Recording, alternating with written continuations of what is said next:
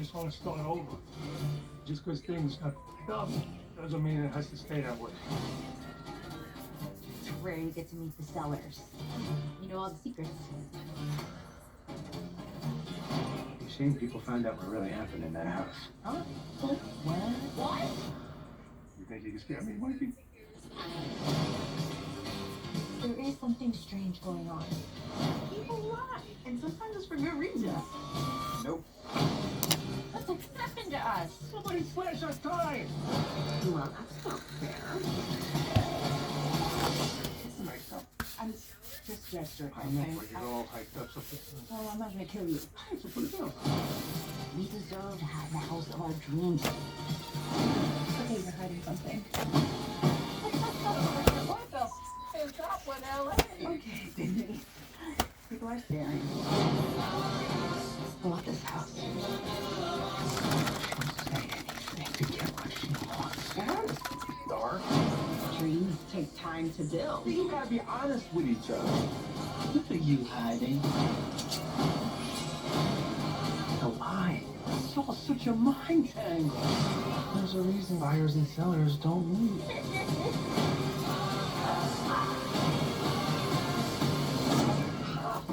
Oh my God, are you okay? Oh, maybe we could go into your house and get some ice? No.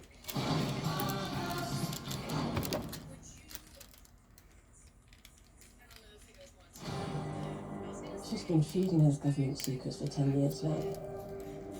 I don't need to tell you how lucrative that's been for us. Anything you want to tell me? Yeah? This morning, a man was killed on the South Bank. Was either he was murdered, was either target. You might have compromised yourself. And now it's time to go to work.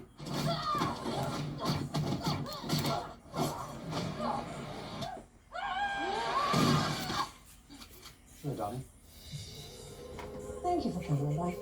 If it was anyone else but her. Will you promise me that you will keep my family safe? And you will keep me alive? Baby, come And look that at I this, see can if we find look out straight. who killed him and why. Please. And I can take my revenge.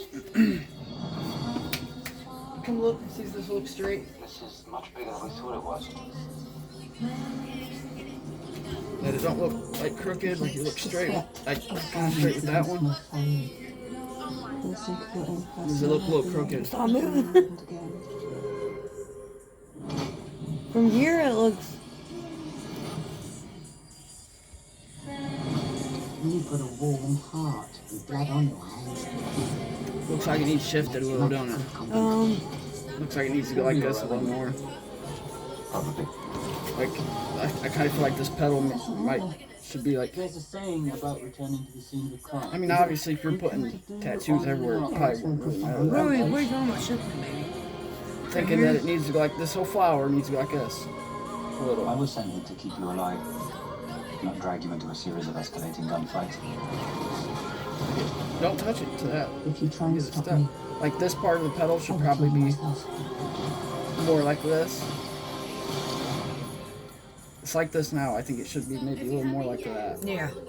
It does, don't it? Yeah.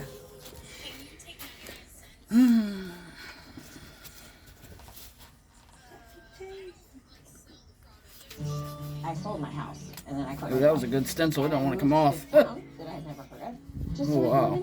That's not good. Oh no. As the mayor of Virgin River, I'd like to officially welcome you to our little slice of heaven. Well, obviously can't stay here. I'll have it cleaned.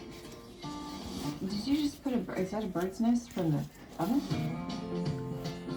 Well, the city girls are shoes. What makes you think I'm a city girl? We don't tend to get a lot of visitors as beautiful as you. I'm sorry, does that line really work? I'm feeling nerves. I don't need you. Well, I signed a contract. All right, we're gonna pause this and You are make up another stencil real quick. just go. Somebody put me in a chair, get me to the water, I'll knock it out. She says, no, I'm gonna bathe you. I said, no, the fuck you ain't. She said, what? I said, no, you're not finna, no. You're not finna see this pickle. She said, what you mean? I said, Why? I said, no, because the shit goes along with this pickle. I'm black. I'm Jamie Foxx. There's a whole lot of shit going on here with this pickle. I just can't let you see this pickle just out the package that quick. I said, there's something going wrong with it. I don't know if it's been cold. And fellas, you know how it is. You don't ever just take your pants off right away in front of your girl. You gotta pump some oil in that motherfucker. Have your girl ever pull your drawers up? Oh, that's okay. What's wrong? Ain't nothing in this motherfucker yet. And that shit be stuck in your thigh and shit. She's like, are you okay? No, you got to give me a 3 count. Give me a 3 count before you expose my pickle like that. I gotta, them just, even if we ain't finna fuck, it gotta have a certain. So I'm saying this to the lady. I said, you can't see my pickle. And then she hit me with some crazy shit. She said, Jay, you don't remember, do you? What? I've been bathing you for the past month and a half. I said, mystery. Yeah, see, that looks a lot straighter now. We'll look at it again. If you don't want to, it's okay. You want me to? Yeah, kinda. It's nice to have a second opinion. She says, I've been all in there. Third. Damn. No, third. Yes, all in there. Looks better. You see where it was before. Right here was the bottom of this. It could be more than a stroke. I'm like, damn, is my dick dead? Because I need my dick. Looks straighter, huh? Well, yeah. Yeah, you got to stop She using said that she's been shit. all Yeah, I'm not in gonna use it there. no more. That's a silly question. Fuck my hair all up.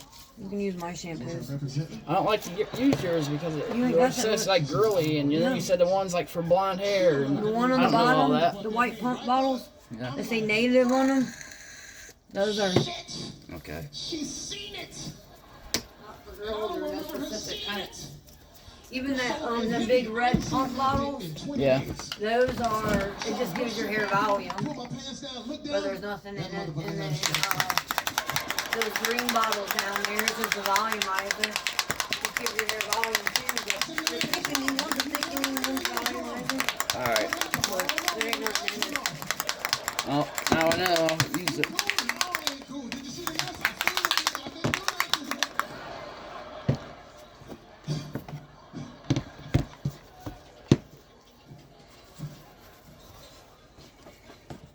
This is gonna suck. Then it was the process of therapists. They would bring therapists for my therapy, and I didn't want to hear that shit.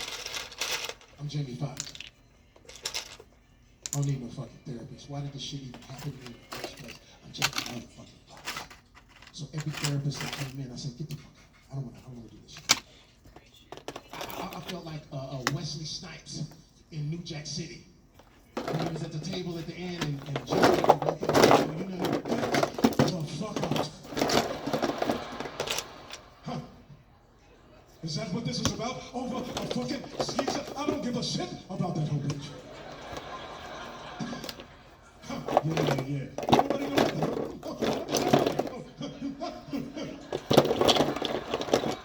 If I'd have been what? That's what I thought you said. That's all I got.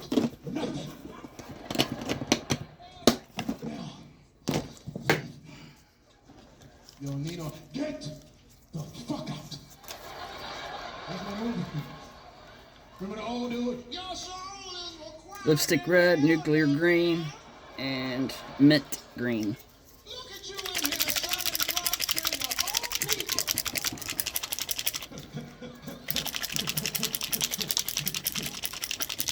Cancel this bitch. I'll buy me another. Sit your $5 ass down. That's my audience. That's Atlanta. Huh. Yeah. I was Wesley Snipes. I was arrogant. I'm Jamie Foxx. I don't need nothing. I don't want to see no therapist. They say you got a second chance. I don't want a fucking second chance. What's wrong with my first chance? What's wrong with my first chance? So I was.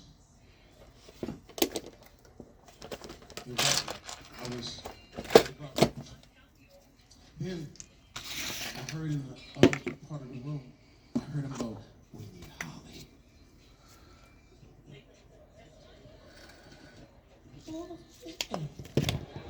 We need Holly for this one. Only Holly can get him going. Holly is the one. I'm like, I don't give a fuck about no Holly. She gonna get the same shit. And she coming here on that bullshit. You know the movies is only one person could do this. We gotta get Holly. I'm like, man, ooh. So I'm laying in my bed, that's all I could do every day. I could walk a little bit, but I couldn't walk. So it's early in the morning I hear, get up! God damn! I'm Holly, motherfucker! I said, hey, Holly, yes, listen, you gotta knock the shit off. This whole Jamie Foxx shit. Stop this arrogant bullshit. That stroke doesn't give a fuck about who you are. I'm Holly, motherfucker. All of this I'm Jamie Foxx and this Wesley Snipes shit you're doing. New Jack City, fuck that city. I'm Holly. I can get you there, but you gotta tell me the truth and cut this Jamie Foxx shit. I said, yeah, Miss Lady, I'm good. Oh, you good? You think you can beat this shit? I said, yeah, walk to me right now. I said, yeah.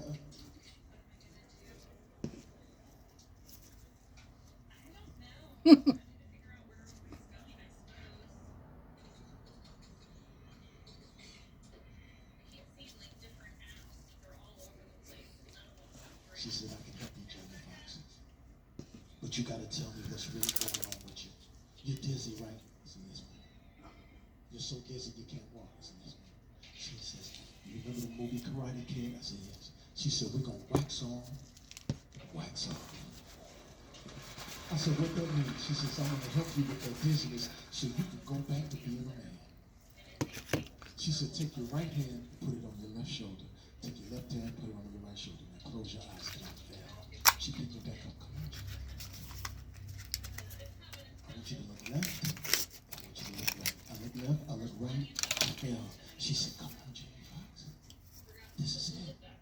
Look left and look right. I look left, I look right, I got that. And then she said, now Jamie Foxx, now you got that? I want you to look up and look down. I look up, look down, I got dizzy. I fell back in my bed. And I said, Miss Holly, I don't want to do this no more. What is happening to me? Jamie Foxx. I don't want to do this. But she said, I got 15 more minutes left. I'm Holly, motherfucker. You look left and you look right. I look left, look right. She said, go to sleep. The next morning, get up. God damn, bitch, you gotta get a bell around your neck or something. She said, look left, look right.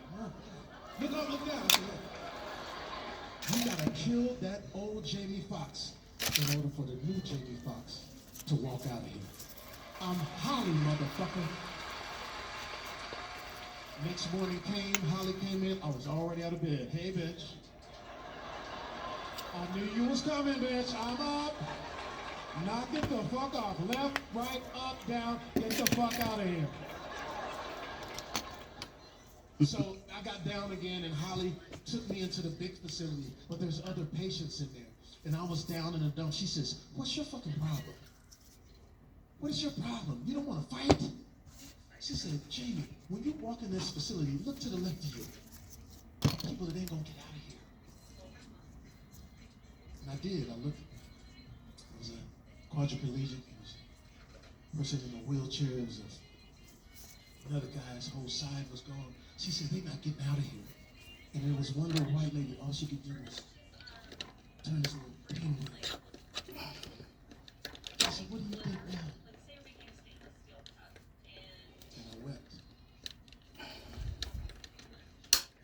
God to all the blessings. Oh,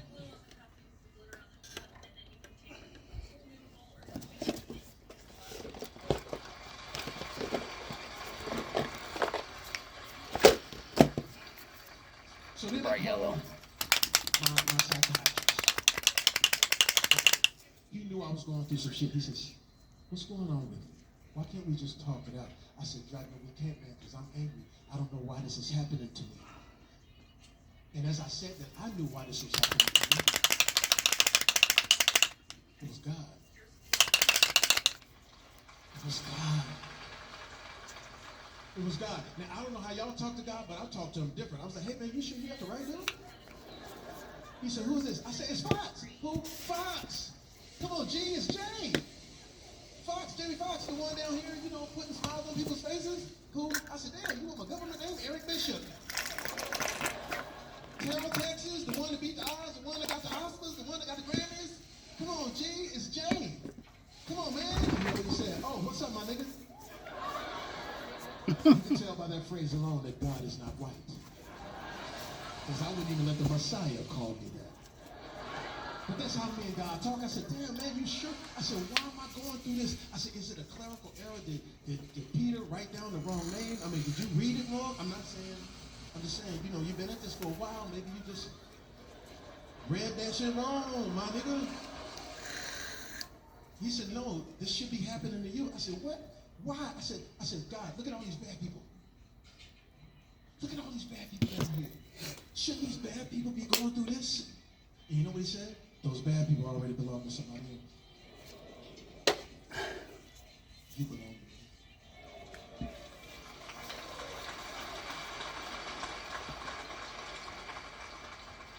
Remember when you used to say your grace before you ate your food? You belong to me. Remember when you played the piano for the church? When's the last time you've been to church, my nigga?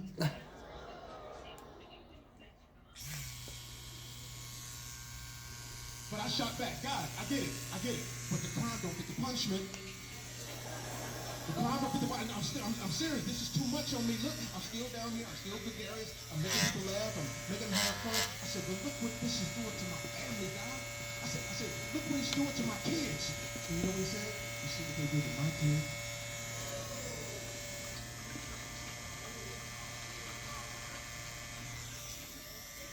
I gave you two beautiful daughters. That is not only the God's son. And then I said, man, why you doing the old shit? As soon as I said that, I got dizzy. I said, okay. Gee, come on, man. Come on, knock it off, bro. Come on, my nigga. I'm a killer. Bro, I'm joking. Come on, man. Let me out this bitch. Come on, bro. I'm fucking around, bro. Okay, I didn't mean to say fucking. I'm fooling. Just let it off me.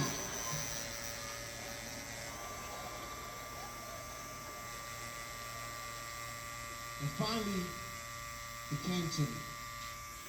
It's about blessings. God blessed me with this talent. He blessed me with all this money and this fame. And when I forgot about God, He blessed me with this fame.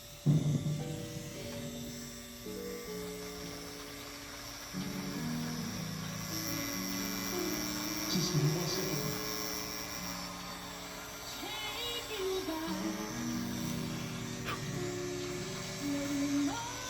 It is not easy to tattoo yourself, I'll tell you that. Y'all know I couldn't wipe my own ass, right?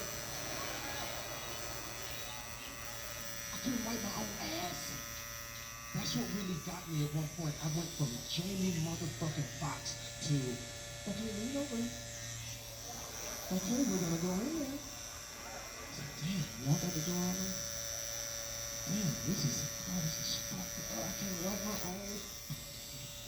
I lost everything, but the only thing I could hold on to was my sense of humor. I never let that go. I couldn't necessarily walk that good, I couldn't talk that good, but I didn't let go of my funny. I said, if I can stay funny, I can stay alive. If I can stay funny, I can stay alive. So I was always cracking jokes to the point to where the nurses thought I was really losing my mind. And I was never myself. Never myself. Because it's a wellness check. They ask you who you are. For 5 days, I was Denzel Washington. I was there. All right, okay. All right, so that's what you're telling me. Okay, all right. You gotta wipe my ass. Huh? Okay. All right. Okay, that's what you're telling me. I had a stroke. Okay. All right, you gotta wipe my my nurses. So you're telling me, okay, so that's what you're telling me. You gotta wipe my ass. Okay, I'm gonna lean over. Okay. Damn, what the hell? You don't need to, okay, you got to too far. If you get your fucking hands off me. Like, got louder and faster or something. You think you can do this shit to me? You'll be serving tapioca pudding in Pelican Bay when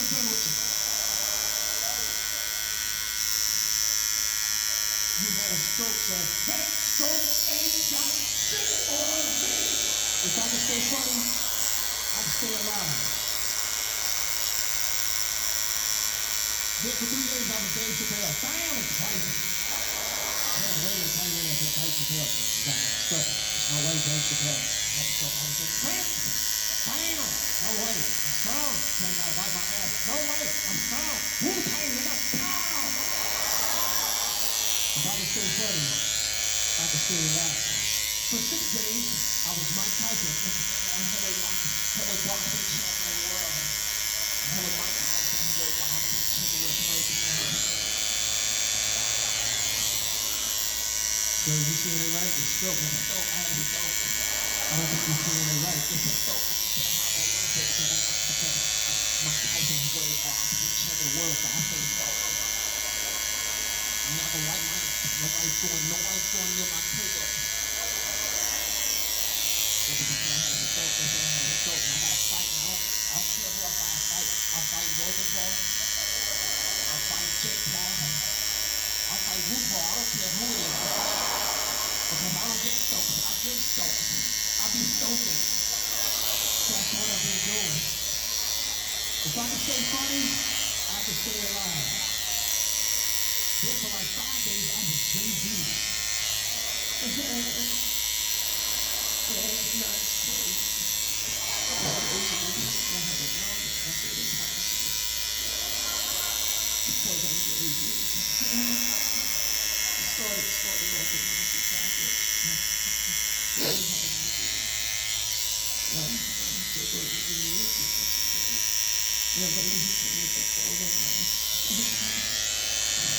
And then I met Bees. So he told me how to know me. I said, hell, behind me. I said, no. And then I said, I need a beer for that. And I said, I don't do beer for that. Because I'm Jay-Z. And then I shit all over myself. I said, oh, shit. I think I need a beer for that. If I can stay funny, I can stay alive. So for 3 days I was with you. There's a lot of good nurses. Not to good nurses. Not to good nurses. I see the black. I like the black. They're hungry. They're eating dogs. They're eating pets. They're eating dogs. They're eating pets. I like the black. The Haitians got passing. Now we made they're eating dogs. I like all of the nurses. I like the nurses. I like the nurses. I like them. They like me. Oh, there he is. There's my man. There's my man. There's my man.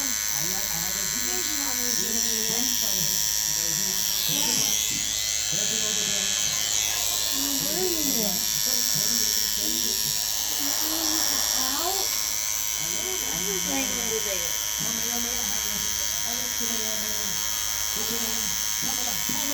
I love Pamela. She's black. She just turned black. I don't know what she was. She just became black. I'm black. It's just fine. If she wants to just turned black, she became black. I like her because she's black and she's Indian. I like her. She's thick. She's black. Hey, for real though, and Indian.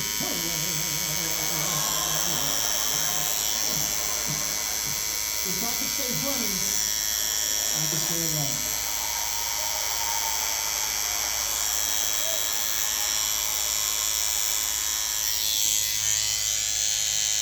Because it was touch and go. It's touch and go. And they told me, they said at one point, the first 15 days they thought they were going to lose it because my vitals were out of control. So we're going to lose it. So the 13 or 14 day period was that we got to keep them calm.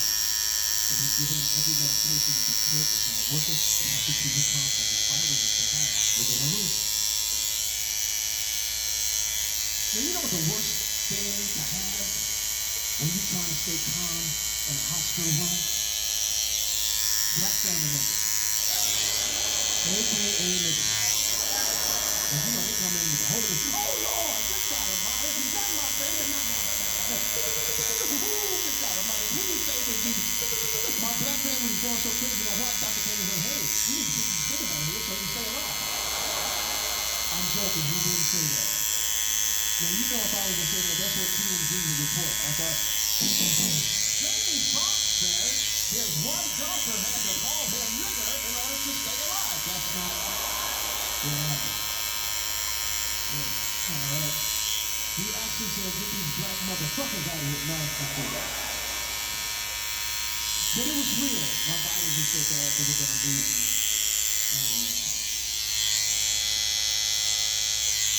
That's when a miracle happened. And that miracle was working through my youngest daughter. She's 14. I didn't want her to see me. But she snuck into my hospital for a good time. And she survived my daughter.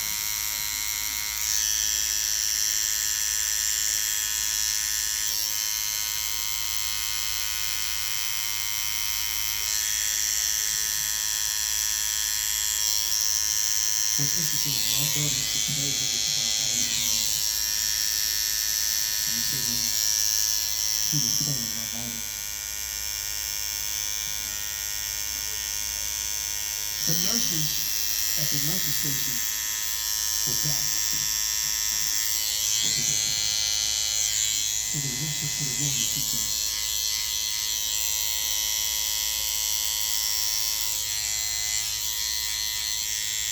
my daughter used to play the guitar. She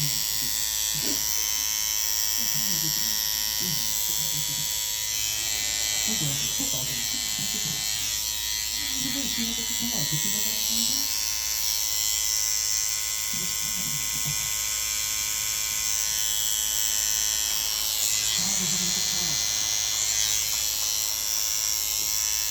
That's my spiritual defibrillator.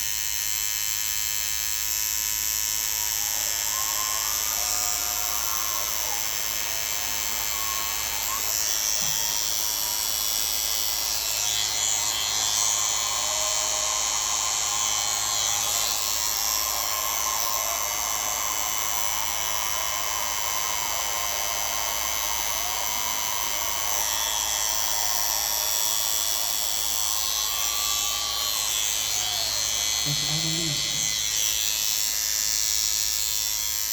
When you think about I'm so older, you wonder about those things.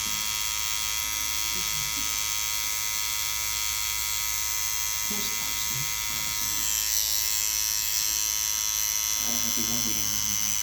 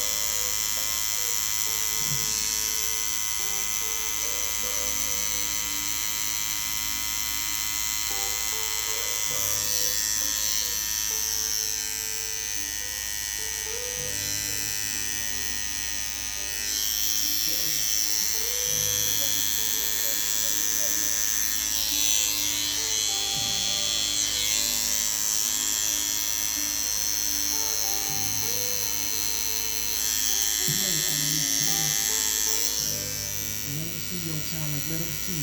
Shine on them. Shine. Unit.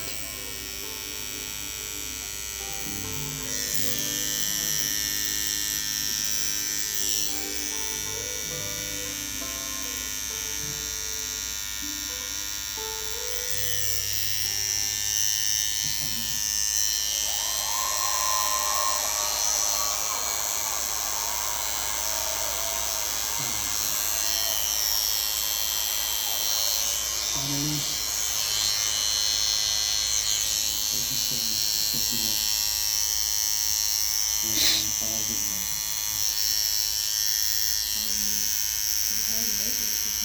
situation that we could come with it once for each other.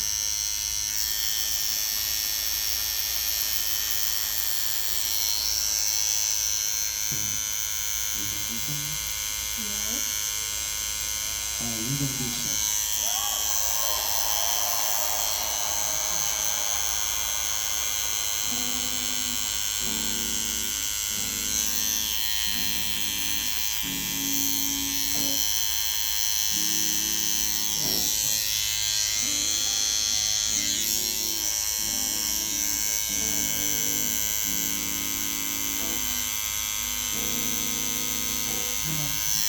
This ain't no church song, but it's the closest thing to it. You know, it's a conversation with God, how we got me here. See, I remember the moment when my blood turned cold and my heart almost stopped. My vision was blurred. My brains was blocked. They rushed me to the doctor, but the doctor couldn't find the plan. So my daughter started to cry. But my sister threw up her hand and said, please, Jesus, not right now. Please, Lord, because I don't know how to live without you. I don't have enough tears to cry, and I don't have the wings to fly to you to beg you myself. So, dear Lord, I bow. Please, don't take me now. Don't take me now. Give me just a few moments. I said, please God, don't take me. Let me stay for a while. My oldest daughter's getting married. Please let me walk her down the aisle.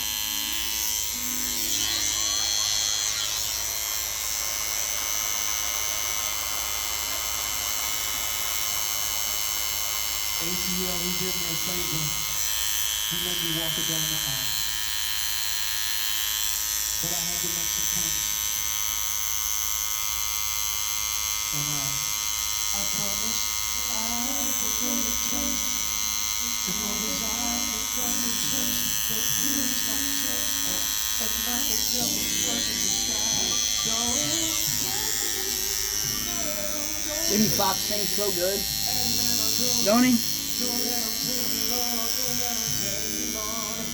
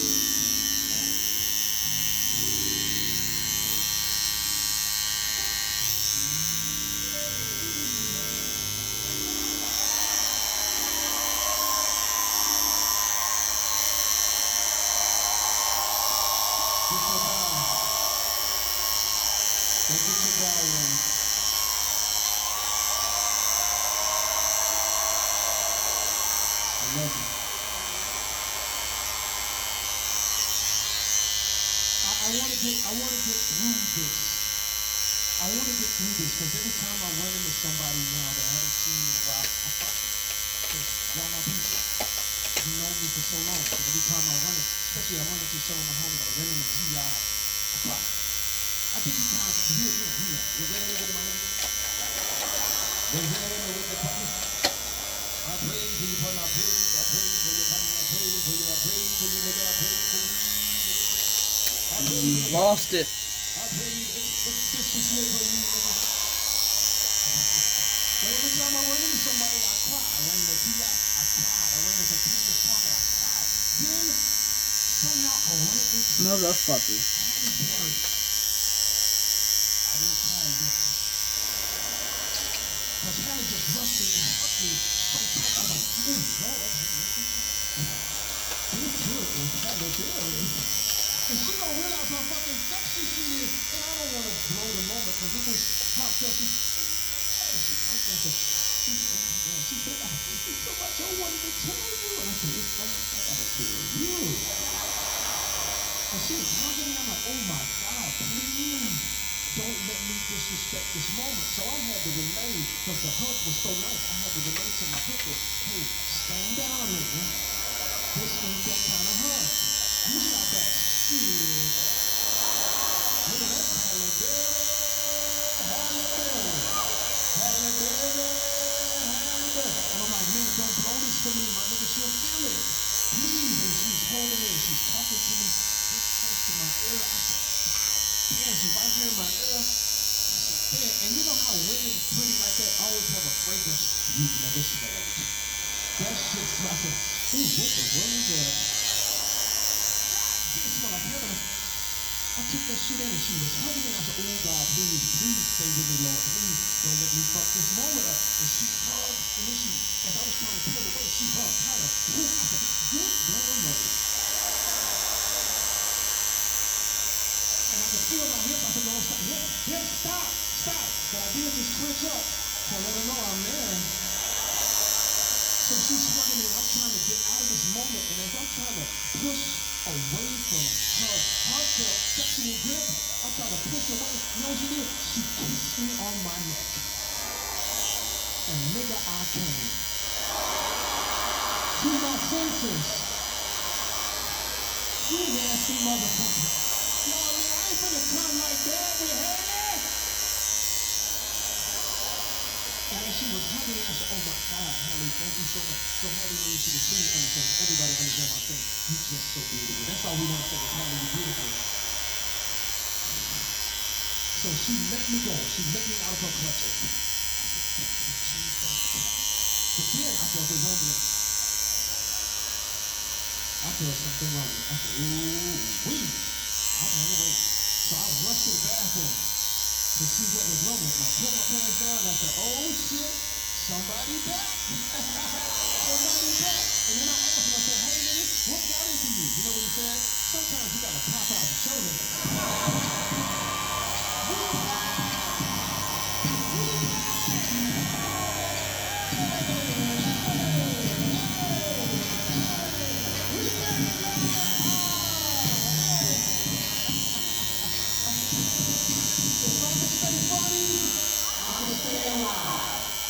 Y'all motherfuckers said I was a clone.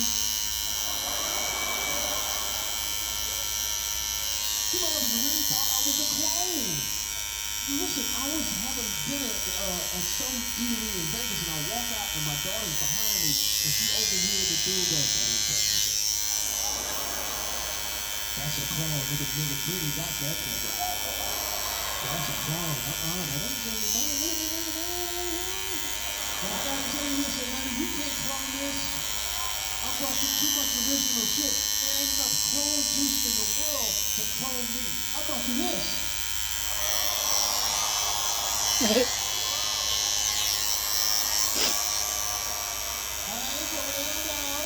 I rock your world. It's original. You can't clone this. You can't clone this. I brought you this. My name is Willie Beam, and I keep the ladies screaming, and all my friends got them screaming. If you can't defeat me, you're dreaming. I'm clonable. You can't clone me, Atlanta, because I brought you this. Muhammad Ali is a prophet. How you gonna beat God son soon as you come back in the garage and beat number 2? You can't clone that. You know why? Because I brought you some original shit. I brought you this.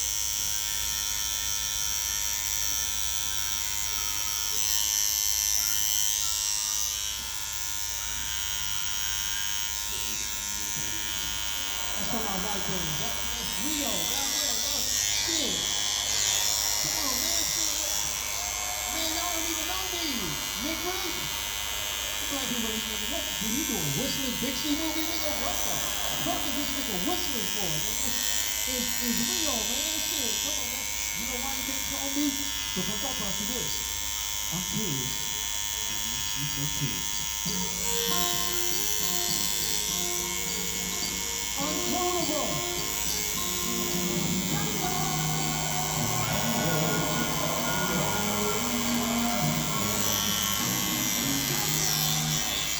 Django, Django. The D is Atlanta. You know why you can't clone this? Cause I do this to you. She said she wants some love, baby. You can call me. She said she wants some love,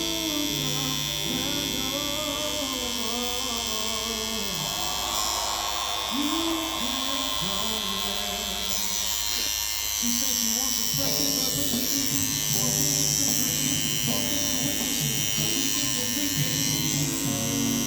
But last but not least, she said she wants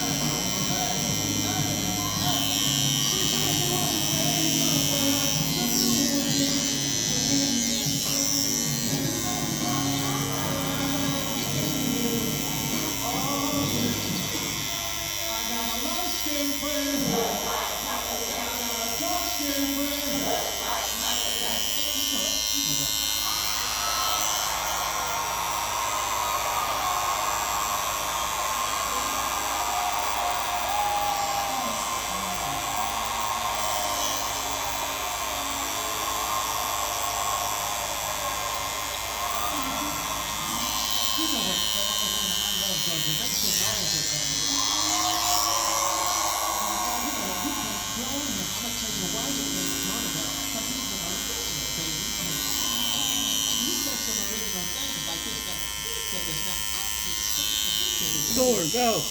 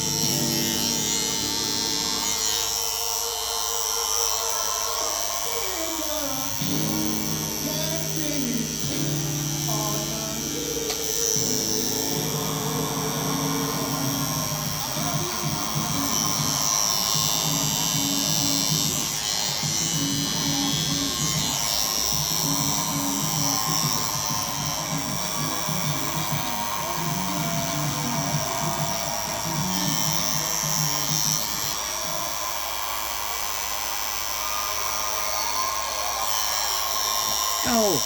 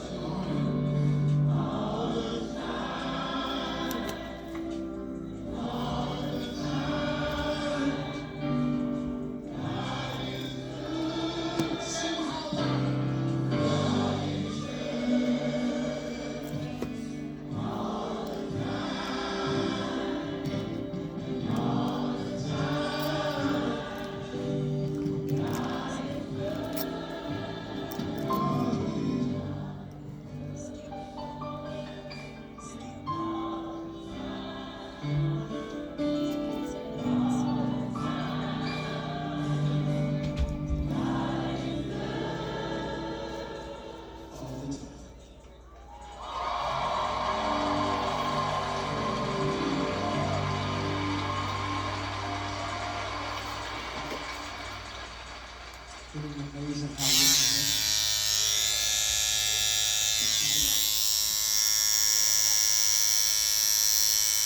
I said, if I could get a couple of them.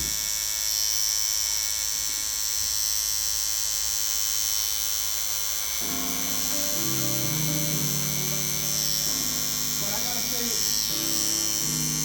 Even after you see the depression, I know what's gonna happen on the video. They still gonna say that I'm a man. And even when I tried to prove to you that I wasn't a clone, the internet was over. At one point, I was on a boat, waving my hand. My little furry friend. He's so soft and furry. That's a clone. And then you saw me. So soft and pretty, man. Just like a little Yeah, I lost the middle of this. You hear me? So I tried to put it back on. I lost all that right there. Ow. Wiping. Wiping. I thought it was on there good, but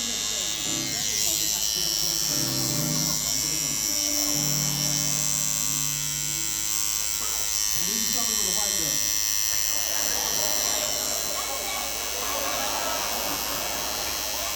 That's Jamie. You know that nigga love them white niggas.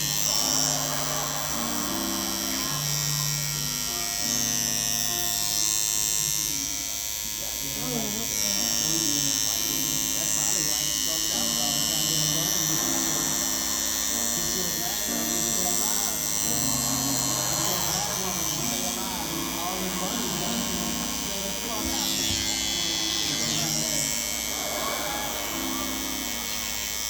But sisters, I'm here to tell you, I'm in the jury. Get it. No more white girls. No more white girls. No more white girls.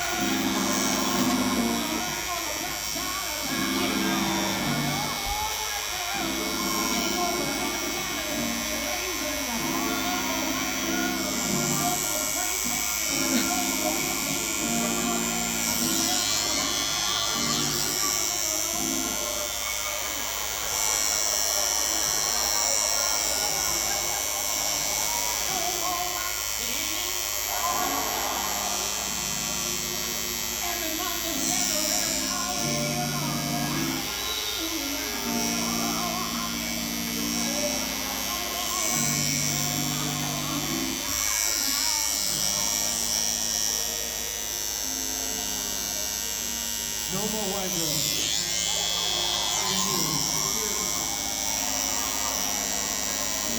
No more white girls in public.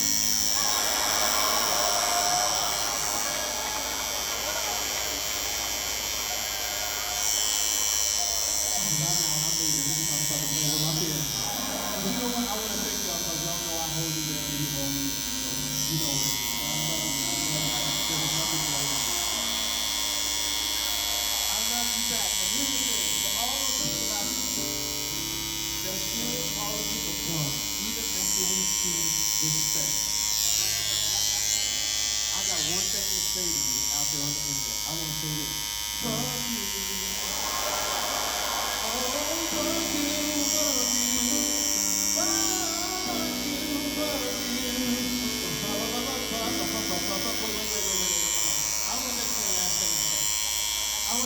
I want to say this for everybody that prayed for me, for everybody that said we looking out for you, for everybody that stopped me on the street and said we're glad you made it. I want to change it up and say, thank you. Oh, thank you, thank you.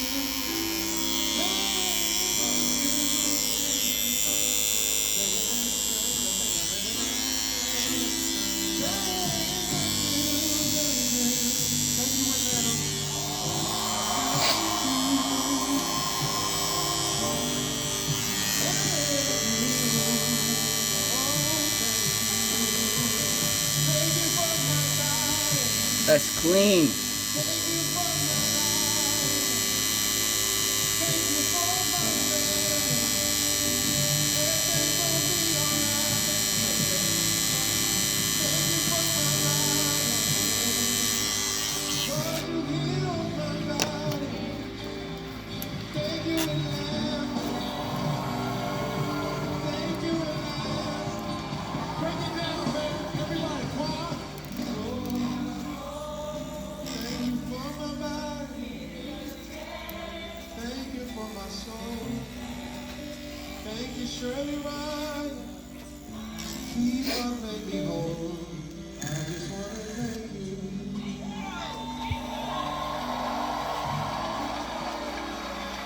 Need a good color red. Go, Thor.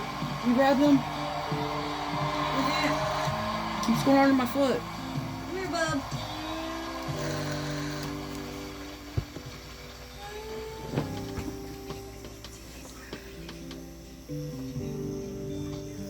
Hmm.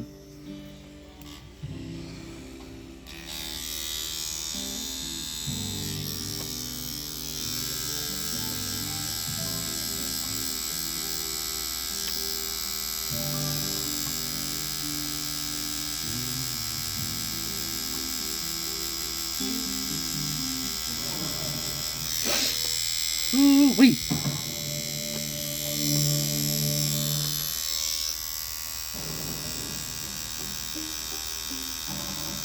Good morning, cartoon.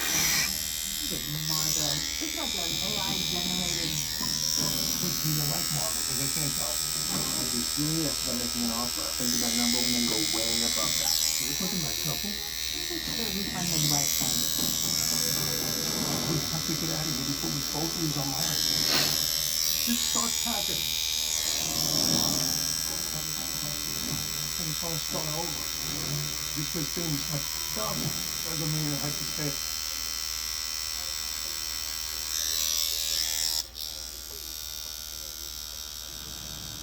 Hey there.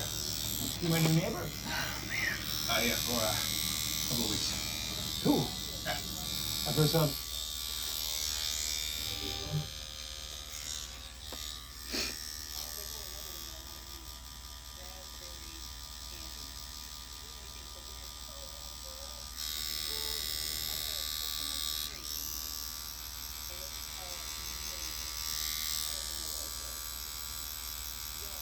We just found two bodies inside of my...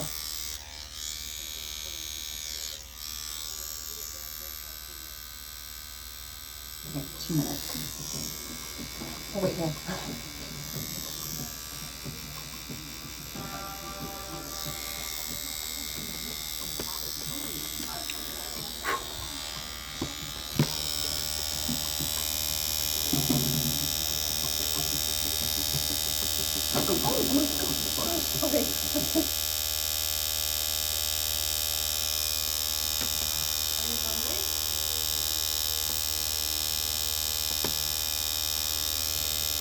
No. I'm just going to bed.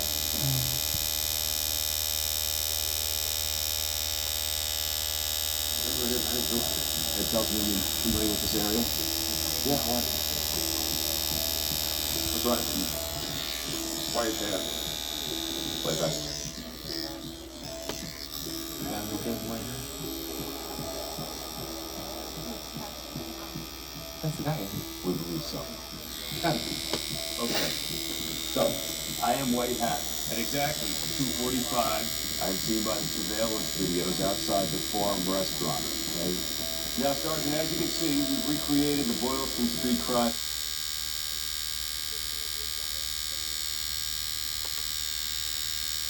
Play Linkin Park.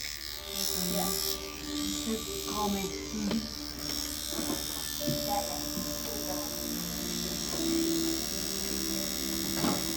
Hey, Luke. How's it going, Terry? No, I'll get dressed quick. Throw some coffee.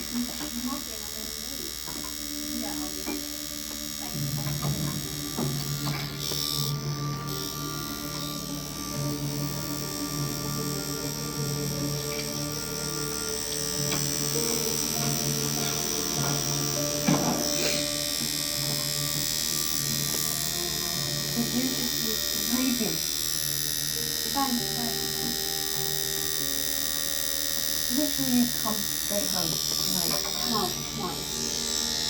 What was you reading? English.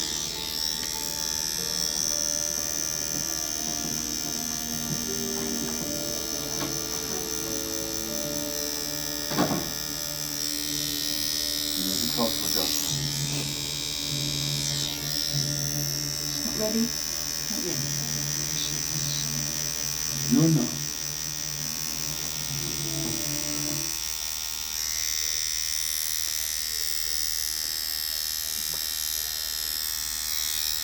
Oh man, I should have put the black shading in first. So I'm gonna clean my red off and do that.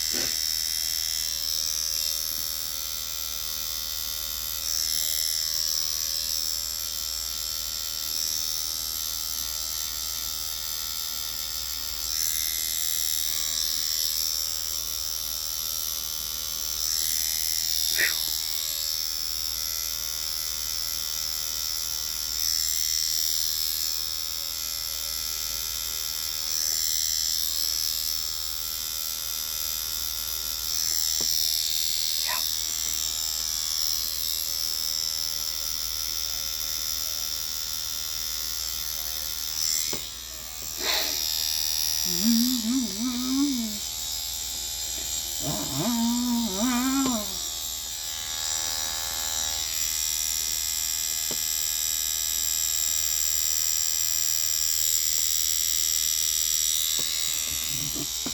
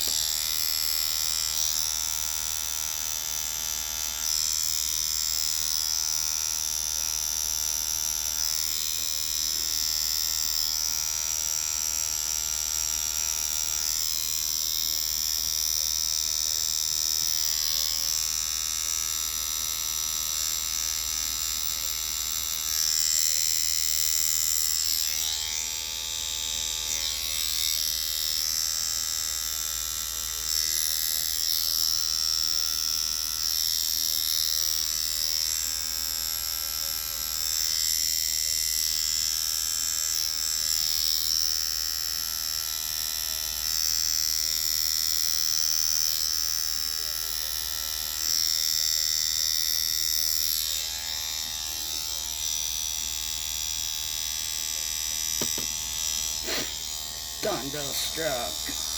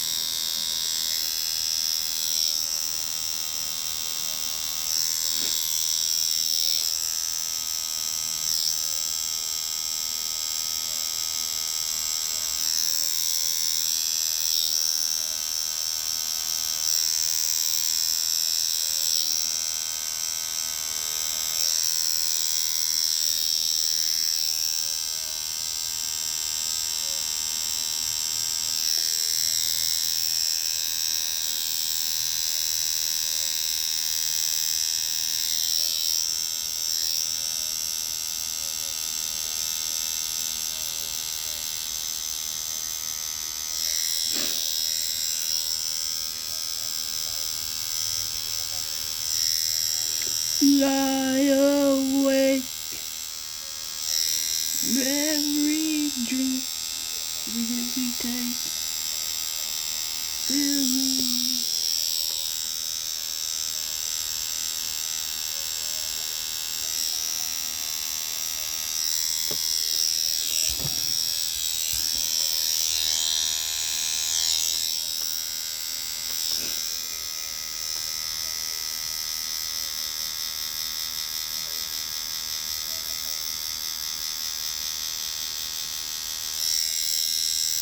Miss you, yeah.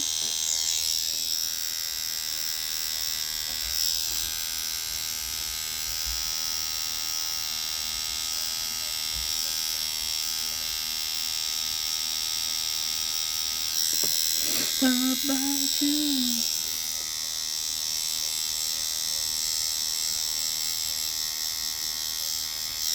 Hate everything about you.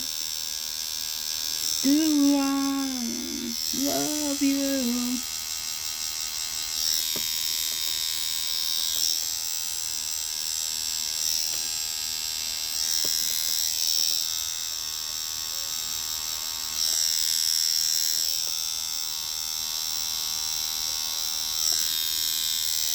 Every hit we take,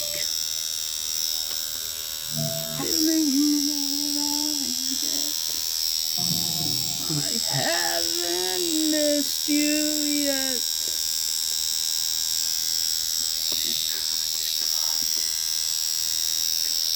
Better wonder what.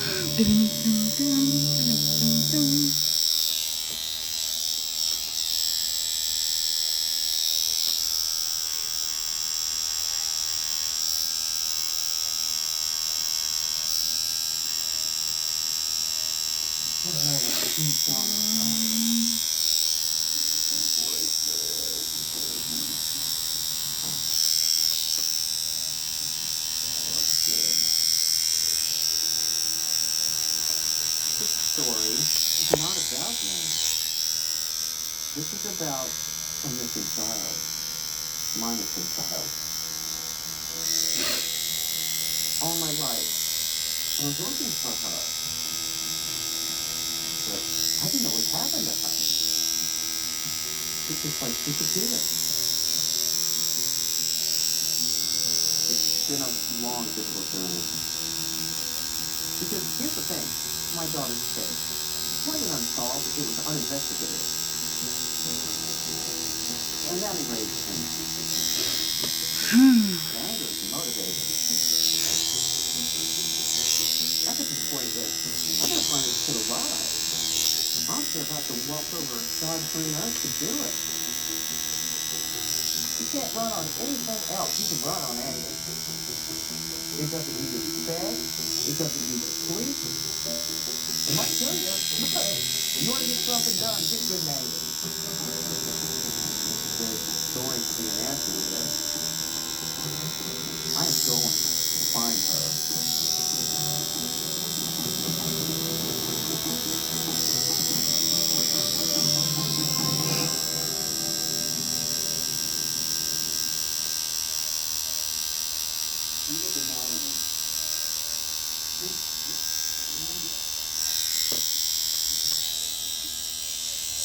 I met Anthony in 91.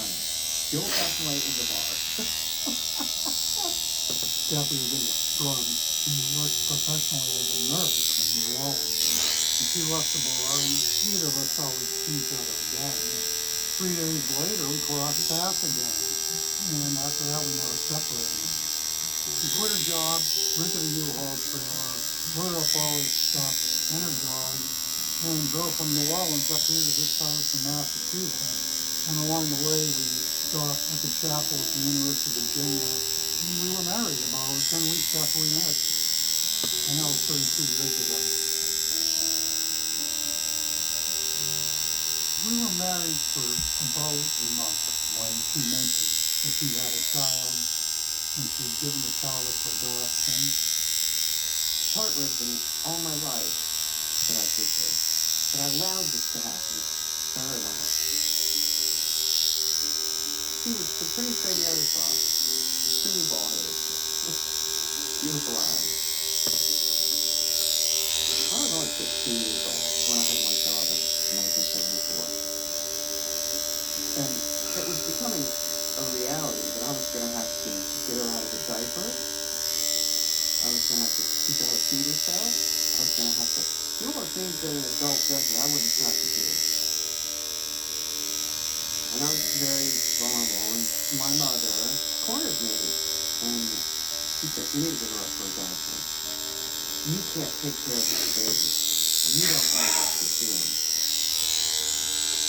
So I didn't know how to prove I was worthy of my child. And I got talked into keeping with the best parent that Dawson could offer, as long as I gave her up as an infant. I couldn't do anything else for her. I couldn't do this. She deserves this. And I just stepped back. And I let my daughter go into the adoption system in Norfolk, Virginia, so that she could have a better life. She was just 9 months old. So that's my life. She wrote it in my mind. But Scarky Dodson. So, you know what happened to her. She never came look at me.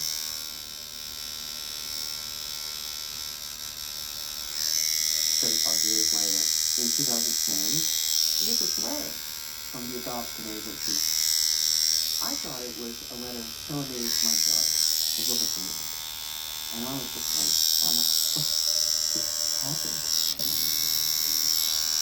Instead, I found out that my daughter went missing 21 years ago, in 1989, when she was 14 years old.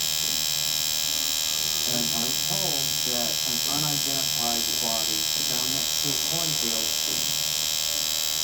might be my daughter's family. I was everything just like went blank. And the adoption agency immediately tells me that a detective has been to see them about this doe, and that he needed my DNA. How that's going on. So I gave them my DNA, and they told me I had to just wait for some time. I didn't know what to do. She'd been missing 21 years when they finally found me. So I couldn't sit at that computer and just wait for my DNA to be verified that they were her remains. So I got in touch with the police and the adoption agency. But they're not telling me what my daughter's adoption name was, where she went missing from. Because I put her up for adoption, I have no standing. So I can't go and say, this is my daughter, you know, I don't have the right to do that. So that kind of made me go, I'm going to find out about my daughter myself. I only had my daughter's birthday, because I said to Eddie, look on the computer and look for a missing child close to her birthday. I don't think I spent 10 minutes looking at this website, and I found this missing person with the same birthday as her daughter, June 23rd, 1974. She was the first one listed on the missing persons section of the Michigan State Police Department. I named her Alexis Miranda Dasher. I learned that the name had changed to Andrea Michelle. And I found out that she lived in Hamilton, Michigan.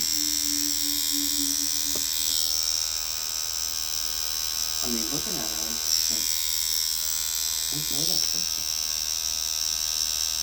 I remember her name. But when I started looking at her eyes, it was like, here's my little girl. But I was looking on the internet trying to find her. I couldn't find her. Or the adopted parents. English. Nothing. Because I decided to open a Facebook Find Anya and Bowman page. Because I knew that kids go looking for each other that went to high school together. Why is this not loading? I was like, I didn't know about computers when this all started. Welcome, members. If any of you were close friends of Anya, we'd love to hear from you. Please drop us a line via private message to the Find Anya and Bowman Facebook page. Thanks. Suddenly everything just started happening.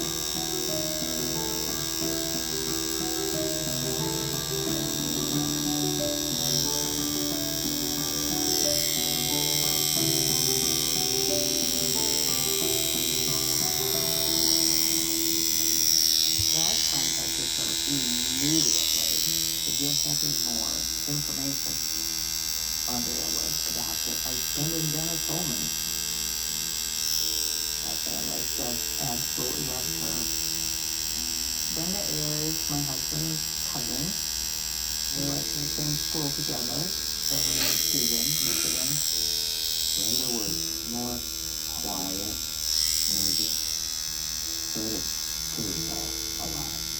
Brenda and Dennis met when she was in high school, and they fell for each other. That was probably Brenda's first boyfriend. Yeah. When she graduated from high school, Dennis was in the Navy at that time. But before I ever went to service, I had told Brenda, or I met her the year before when I told her, I said, look, when I get out of boot camp, I said, and I come home to meet you, I said, would you accept my ring? And I knew she was the one person, sooner than I met. Yeah, there you go, 71, and you got stationed in San Diego. We were there for 6 months, and I in my choice of route station, we came to Norfolk, Virginia. And they were trying to start a family. And at that time, they told me there was chances of me being pregnant are probably there. Brendan, yeah. I'm crazy, I want you to call me Superman. Okay, so now what you hear?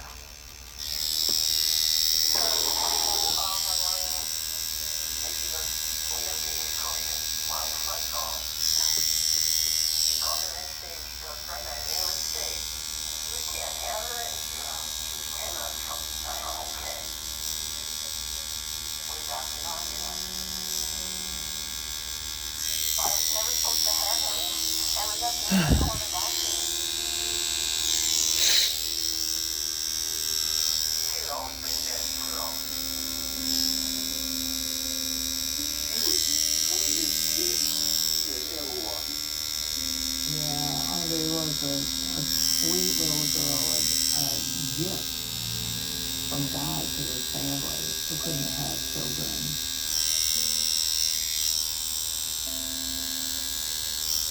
And Dennis eventually moved from Virginia back to the west side of Michigan.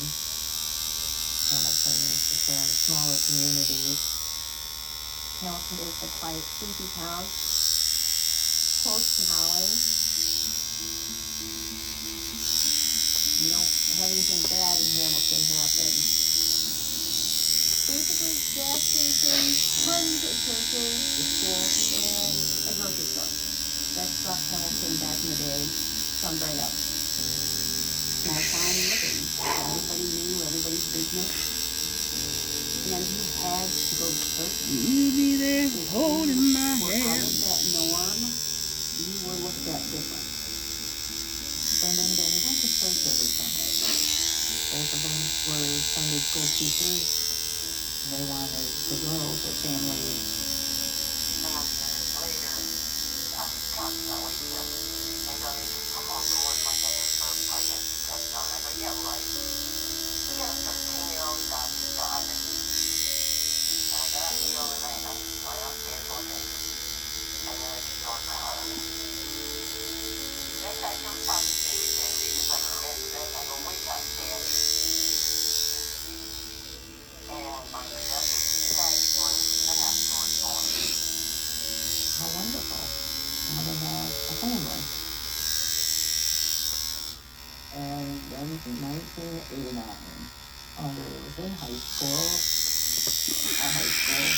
It was small. It was tight-knit, just like the community. You had your jocks, and then you had your Christian group, and then you had your, like, stoner kids, and then you had your, like, son of nobody.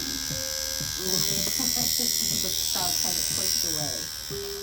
Boy, there's some bad news happening here. It's good, huh? I can remember, like, washing my hair the night before, and then you have to spray it with razor, so, like, use it, curl it, spray it again, and then we'd have to get up and do it again the next morning. Our hair was so huge. It was terrible. Our hair was a lot of fun. I remember being at her house, being in her bedroom, and listening to Cyndi Lauper and Madonna. Of course, you know, you're in a room, you turn your radio off, and you just start dancing around a lot, trying to sing. Girls just want to have fun.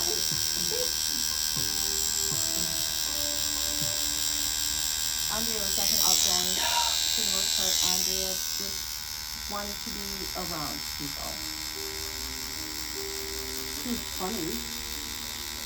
I remember hanging out in school. I can remember her smile. I can remember that. She tried really, really hard to go out of her way to make me happy. I guess she could take me in because she changed a little bit to fit the person she was talking to her with. So I think that might have caused her some problems in some relationships at times. Because she would try really hard to fit into this person and then change the way she was behaving or what she said to fit in and make herself be like the other person. She just wanted to fit in, just like obviously made this person go. She was just, I would say, just a normal teenager.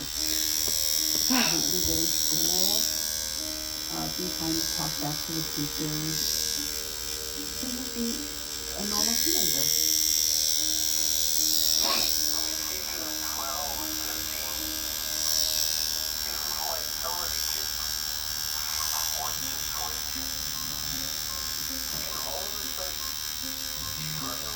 Headstrong, take on anyone.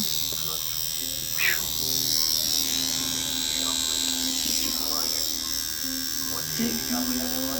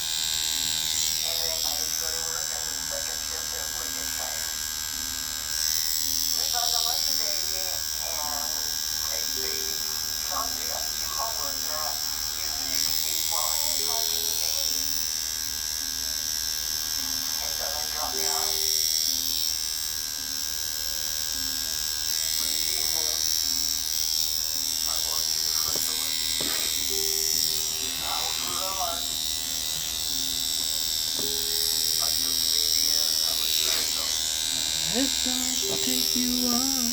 Headstrong, take on anyone.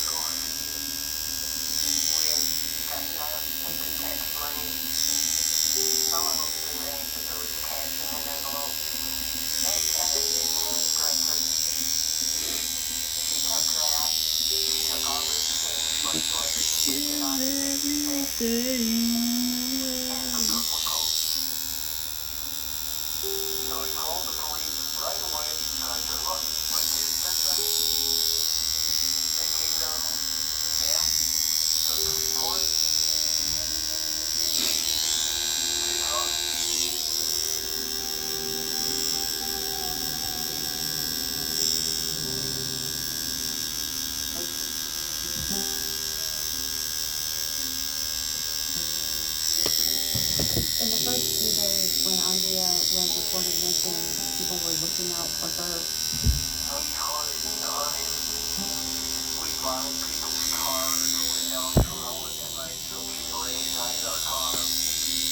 There were reports of her being seen in the Holland area and areas nearby.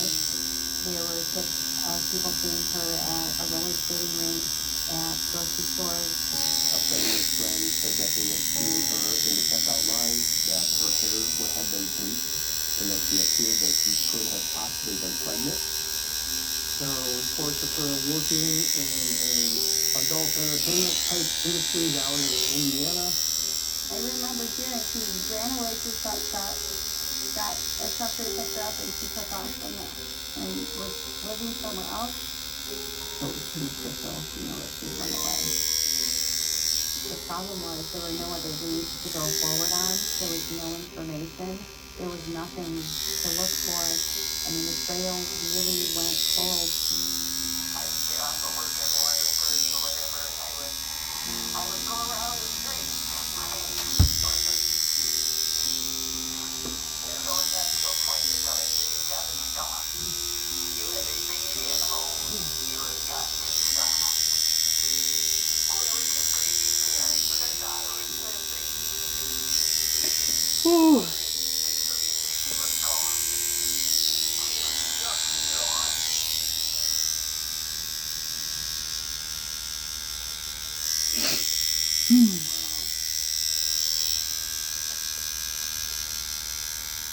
That's how she was. Just about like that last time I saw her. But, beautiful eyes. I miss that little girl. When I had elected, I was runaway.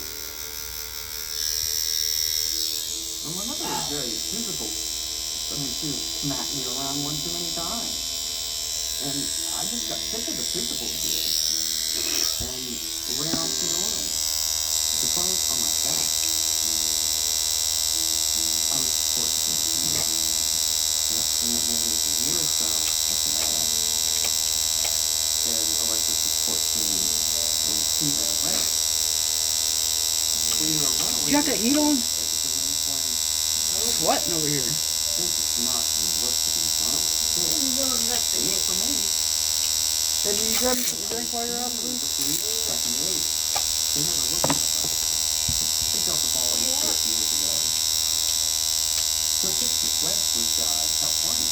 In 2010, the police started on election. Oh, wow. 20 years after the fact. So Carl was the game changer. I first started getting involved in the missing and unidentified in 2009. There was a site called Web Sleuth that dealt with all kinds of unsolved mysteries, but in particular there were unidentified Django and Django cases where amateur police could collaborate online to try to solve these cases. When I started working on this, Looks good. I was finding that none of the Beautiful, don't it? websites Yeah. showed missing persons. Hurts like a motherfucker trying to tattoo yourself. all their cases. Whew. So what I decided to do was put together this spreadsheet from missing persons. You're doing pretty good. I heard you over here a couple times. Oh, it sucks. I was like, well, he didn't say his house is Couldn't hear you. So there were several instances where I was able to solve the missing person case from various states. You kind of spooked me at first. How does this become your hobby? Who is this dead person? Who's that dead person? Who is this person? Because it's armchair sleuthing, right? But with Carl, it sort of was like this catalyst. It kicked that whole thing into gear. Nancy. This is the post-mortem photo that was distributed for the Racine Django case. I came across this case from 1999 from Racine, Wisconsin.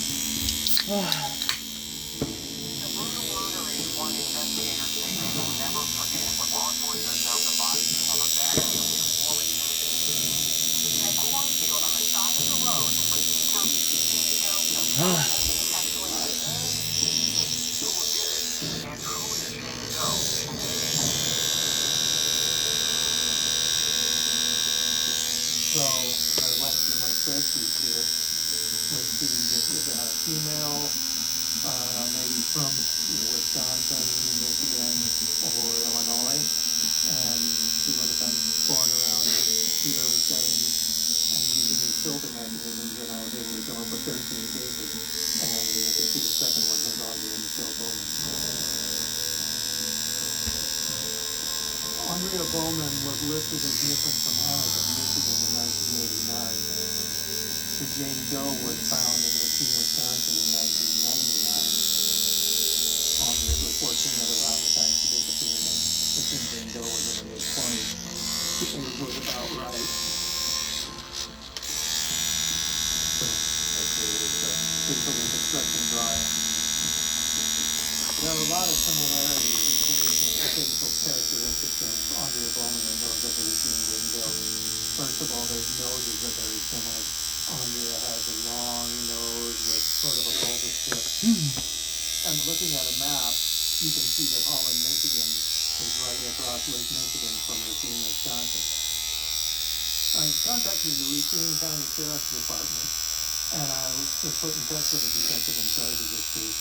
And I told him, hey, I've got this girl who's from Holland, Michigan, and she looks like she might be a pretty good potential identity of your Jane Doe.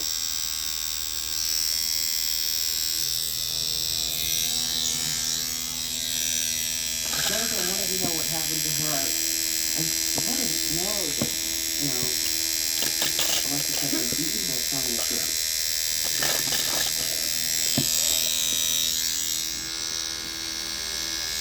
But finally, after 3 years, they accepted my DNA against the Tuesday Dove and then sent it to me.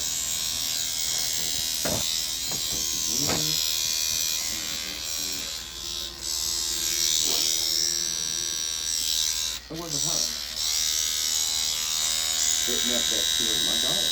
She was no less. But I was relieved that it's strange to me. It's an anticipation of horror that can't live, and when that horror doesn't play out, it's relief. But it also meant that I was right back where I started. I have to keep looking for her, and I am going to find her. She's totally rejecting me, and rightfully so. But at least I know she's alive. Especially when Detective Haverty called me and said, we're pursuing this. It's not something that's going to go away. I was hopeful. I actually was in the same school as Andrea.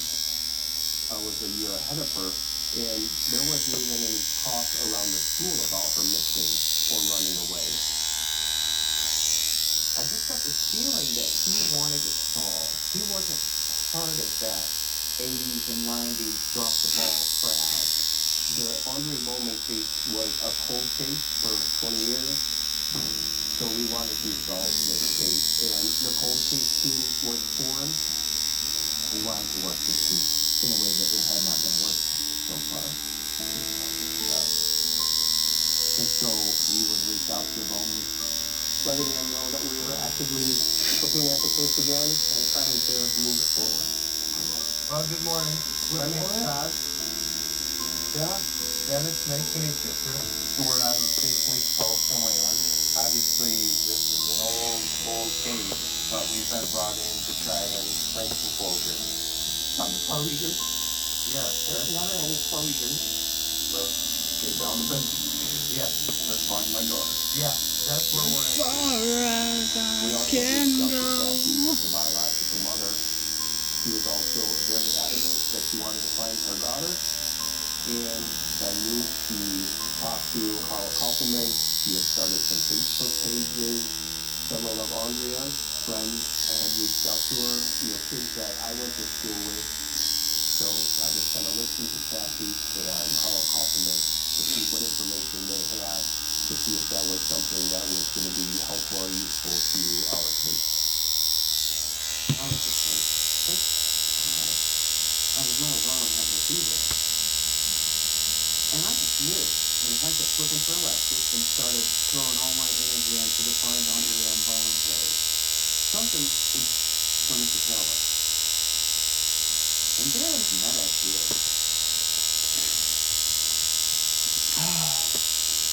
I reached out to Kathy for 3 years. May 11, 2013, and I said, I just want to share with you that in September of 1989, I was abducted from Hollywood to stand at the window of gas station on the south side of Holland. I can't help but think our stories may be connected. I walked home after school, and then I asked my mom how to go to my friend's house, which I did regularly. We always walked to each other's house in my neighborhood. It was a safe neighborhood we thought. Jackson said no. And I begged her and begged her, and she said, all right, I'll even get there, and then, yeah. I was 6 years old.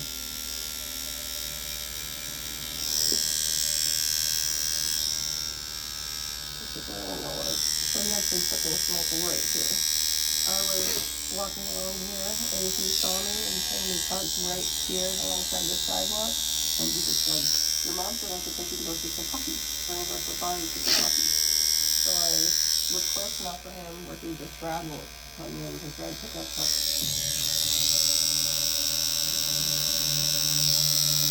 We were driving for a while and I said, oh, is that a barn? Is that a barn? And he said, puppies. And he's like, no, I'm upset. We'll keep driving. And then we came to a four-way and there was a cop. So he told me to lay down. And then he started like putting my hair behind my ear and stroking my teeth and Thank you. that's what you know, it's under my back. And you were mom. And then he pulled me You over. and Mr. Pizza.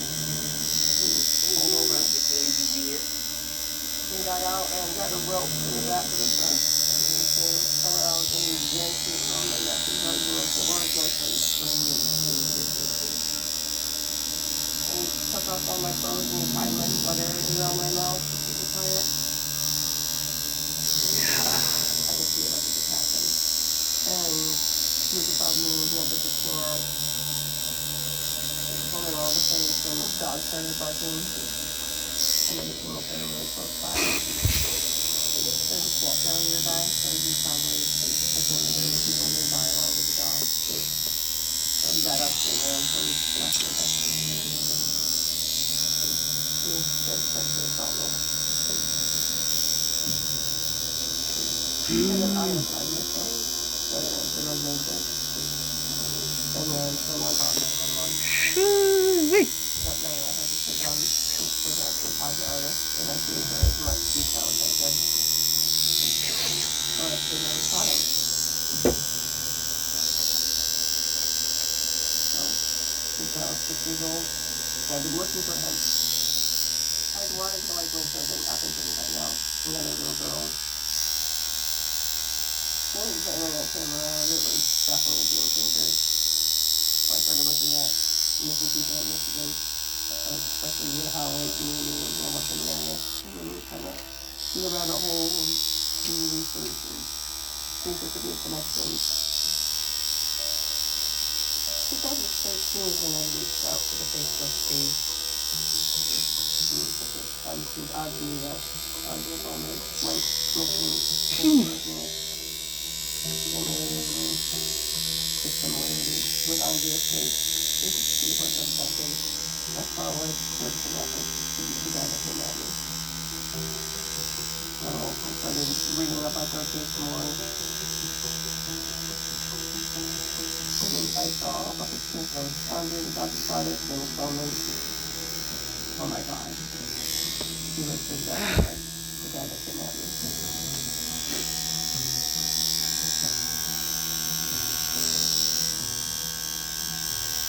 I was devastated and horrified to the adopted father of my daughter. That was scary. Except Madam Paul and I did a lot of research together. I was exactly something in the gas station. He smelled like a mechanic, maybe a paint smell. Dennis Bowman was employed in Makatawa Harbor. He was a carpenter and worked on the yachts in the harbor. So they had to work right down the road from us. I remember a little after 3, it seemed like he just got out of work. And then the route basically went right by his house. Pretty close to the road bar, he got campground. He went straight up the road from where he just moved from. Red pickup truck. I got thinking of like a few old, pickup truck. We were trying to figure out whether he drove a red truck. So we had asked a relative of the Bowman family. He said, oh yeah, he's got a truck like that. And they actually provided a photo of that truck. Very similar to the truck that I was thinking of. It was just as Meta had described it. Just seemingly coincidences. And then when I heard the police, So I called the police right away. I said, look, my kid's missing. because so some of that, but the voice you remember. Could it be that a song is the reason my child went missing? I don't know if anything like way, but it's specific. Anyway, it makes me real uncomfortable at times. That's not what I want to be around.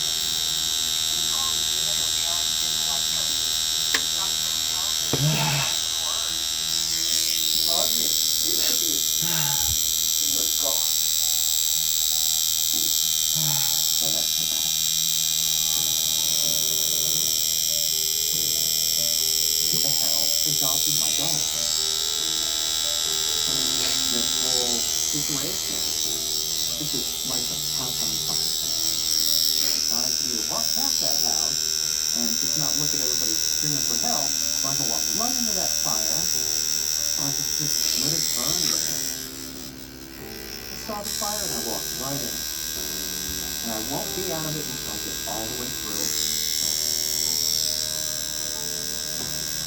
And so I knew if I had to go to Michigan, I had to follow up in Michigan where Alexis went missing from.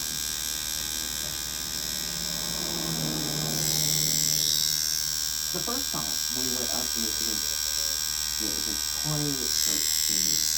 And this will be the 5th time for home. But we're fully capable of getting behind the wheel and getting up there for as long as it takes to solve it. Thank goodness I had Eddie. He didn't know much about it. And I honestly think that had I not met Ed, I wouldn't have come looking for Alexis because I didn't have that kind of unconditional love. I for love.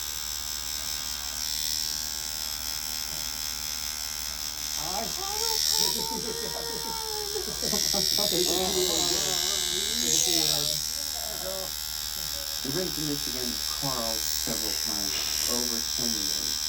It's very surreal, but it happened with exactly the right people.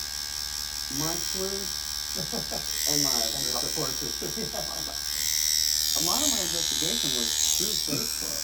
That you can't get every little detail you need unless it's a trusted person. And so Eddie and I, Carl, met people that would be willing to meet us, people that I've never met in person. Hi. How are you?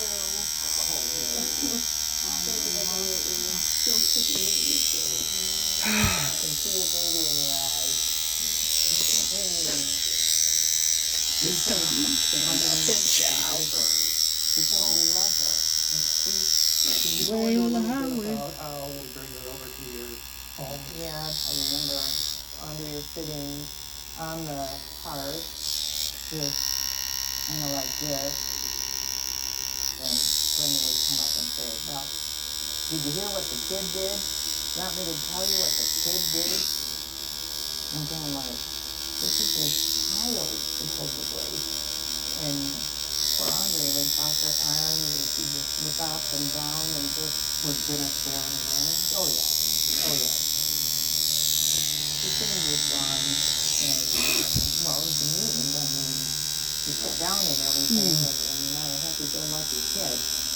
I'll be honest with you, that kind of rocks my world. I don't want to hear all that stuff. You know, but I'm here to bear witness, so I will bear witness. Hello?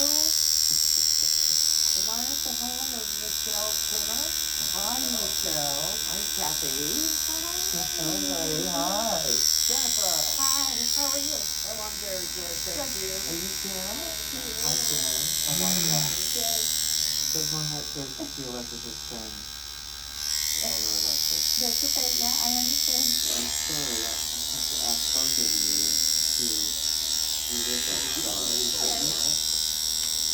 I remember she was in ninth grade, in 10th grade, and we took the bus to her house, and we went to go inside, but she turned around and she looked at me, and she said, don't go in, just wait out here. And then she went in, and her dad immediately started chasing her, and yelling and screaming something, and so she tore off, and he was right behind her and grabbed her foot, so she fell down, and I looked, and I couldn't see her anymore. They were yelling and screaming upstairs.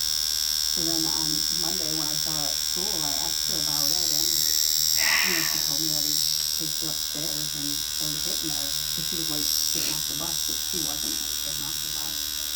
I was invited to her house, and we were just hanging out, and at dinner time, I remember the parents were eating hamburgers. Andre and I were only allowed it was ketchup, mustard, and relish, and 2 pieces of bread. And she made comment like I thought she was allowed to eat. That's what Andre said. Yes, that's what Andre said. So Dennis came across the table right in front of me and hit her so hard in the back. Started bawling her eyes out, of course. Brenda sat there and did nothing about it. She kept on seeing the baby. It's like she just turned her back on it and acted like it didn't even happen. Well, at this point, whatever happened, she had nothing. So she came home on the bus with me. My parents were both out of the house, so we came up to my room, and then she stayed in my room. She was hiding from her adoptive parents. And she stayed for like 4 days. I went and I took the food up there and gave it to her after the medicine and did everything. She progressed into telling me that her adopted dad would come in her room at night and they would discuss little things that she didn't want to do.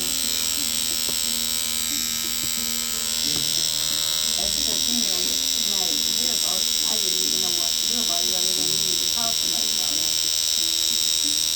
So we went to school the next day. Andy and I came off the school bus, went into the principal's office and sat down and talked to the people in there about what happened. I'm proud of her. Let me speak for Alex. She's very strong. She's like me. Only so much you're gonna put up with. I remember Andrea and I commiserating with the problems that we had at home. So I remember that Allegheny County would come to the school and then they would call your parents to come to the school as well. They would ask you right there in the room with your parents. Okay, so tell us what's going on. Well, what are you going to say? You know, your parents are sitting right there in front of you. You just look at your parents and say, oh, you know, nothing. And so then they just send you right back home with them. I went through that too. When there was an argument, and she turned around and said that Daddy had molested you. And I told her, that's a lie. At the time, Henry and I told her, and the 3 of us went in to talk with her. And he took her in to talk to her first. And then he had to lay like come here. Because she had something in his body. And she yeah, I lied. You know, he told her with all of us there, you realize we're calling allegations like that. Are you understand? She admitted nobody touched her. It was a lie. But she was trying to get her way. Bring the church in, of course. You're going to go to therapy. Let's go to the church. That's a classic. She's begging for her life. She's begging for her life. All these people just turn the thing down. I mean, the kids did more than the adults did. The kids lied for her. Number 3, the kids said about her. The justice system did nothing for her to put her right back in that situation. Just what does that say right there about how Brenda's reacting to anything that might take place with her daughter? And how we would together. I can understand when everything is rolled back to that time of sitting on the hearth at the fireplace, but that's what was going on. She was telling everybody that she could tell, and nobody would listen. If she never came out and said anything, that's probably something why they don't believe me either. It just broke my heart. They encouraged her to get out of the situation, get out of her house. And she didn't want to leave the baby. She said, no, I have to take care of Vanessa. You had sacrifices, Vanessa? Andrea kept pictures of the baby in the sacrifices. She took care of her all the time. She was right there with Peter Bible. She loved her little sister. There's this parent that said about losing your little sister in the fall. She told us, sorry, it's just really sad. I understand. But anyway, said that, she was gonna leave when Vanessa was old and go find, her real mom. I think she ran away from home and just living somewhere away from her adopted family. It's just all happy and out there. They got away from the situation and was doing better. And knowing how bad she wanted to run away, I honestly believe it. Brenda called us and told us that Andrea had run away. And the story I got, I didn't hear anything about her taking money. No. Or, oh no? No. I said, did she take anything with her? Did she take a coat? Did she take a purse? No, she didn't take anything. She didn't take a purse or makeup. Nothing. And I'm like, okay. I said, isn't that odd? But I talked to Brenda on the phone and I say, what is Jenny? How's she feeling about all this? Right. And she goes, well, we can't talk about it because we didn't fight as soon as I bring it up. His demeanor bothers me so much that I reported. I just said I'm calling about Andrea Bowman's disappearance, and I think that you ought to closely look at Dennis Bowman. was a poor man. Circumstances around the make sense. I want answers. You're supposed to get the best of that. Look at that. Oh. Look what you got.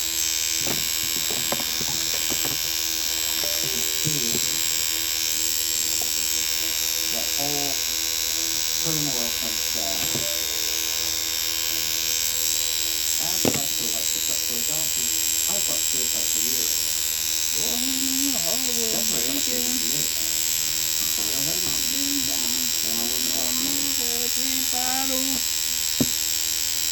And I'll tell you honestly that had I been able to keep her, had I been supported to keep her, she could have right now. I hate myself for that.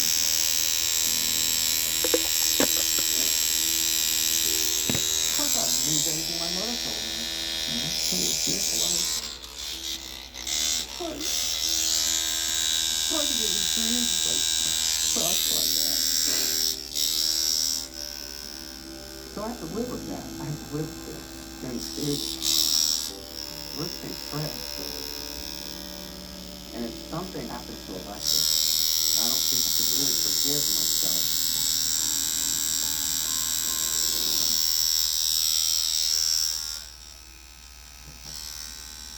I found out about FOIA, Freedom of Information Act, from Carl. And what it is it's a law that you can get a form, send them a lot of money, and they will send you the whole stack of records. And so I just FOIA'd Dennis Bowman. When I found out Bowman's background, you gotta be kidding me. There were two cases that were included. One was his arrest for breaking and entering and stopping a co-worker. When he was caught, they searched his home and found a duffel bag containing the woman's lingerie, a mask to conceal his identity, and he was brought off shotgun. The only evidence for that. And then there was a second case, a more violent case in 1980. May 23, 1980, he was 31 years old. Bowman attacked the victim. She was a teenager. It was a long wait for a drive near Kirk Park in Holland, Michigan. So questioned by the lawyer, what's the first thing that happened for Ansel? He said, pull over, get off your bike, and start Heaven, your heart was breaking. Then I saw the gun. He yelled at me again. He said, God damn it, get off your bike and start heading towards the woods. And we stopped at those forts on foot, and I saw the dirt fly. He he told me he was going to blow a hole right through me, and he was pointing the gun at me. And I turned around and saw a pickup truck heading south, so I waved my arms and tried to make the person driving the truck stop. And I threw my bike in the back of the truck, and she opened the door and let me in. And when she called, she told the police, "You gotta let me go. I gotta go pick up my little daughter from school." He went straight to Utah, right? Right, he was charged with attempted murder and fled to assault with intent to commit criminal sexual conduct. This is the opinion of the judge. The court has concluded that he is a danger to women if he is not confined. Hold my head up high. Sentenced 5 to 10 years to her. At that time, Andre was 6 years old. I moved to Kenrock when you transferred in, and I was headed to the county shoulder where I was still in the again. I figured that's the only line. That is the boy. That child in your prison and dangerous. When I found out that she was taking that little girl to the prison, I just, you know, it just kind of destroyed me. He was then released from prison on January 31st, 1986, and Andre at that point was 11 years old. We were just all shocked that Brenda stayed with us, with this young girl. So, here my little daughter was living with a man on parole who attempted to murder a teenage girl. Nobody was there to protect my daughter. She wasn't adopted into a good family. I'm just a kid, you know? And so, by this point, I was convinced Dennis had done something to Alexis. I was convinced he murdered her. Like I always do. Shit seems to disappear when I'm with you. Brenda knows doesn't care. He needed her dead. I understand he did do it. And if I have to get crazy to shake everybody up, well, then so be it. I'm gonna rattle every cage I can find.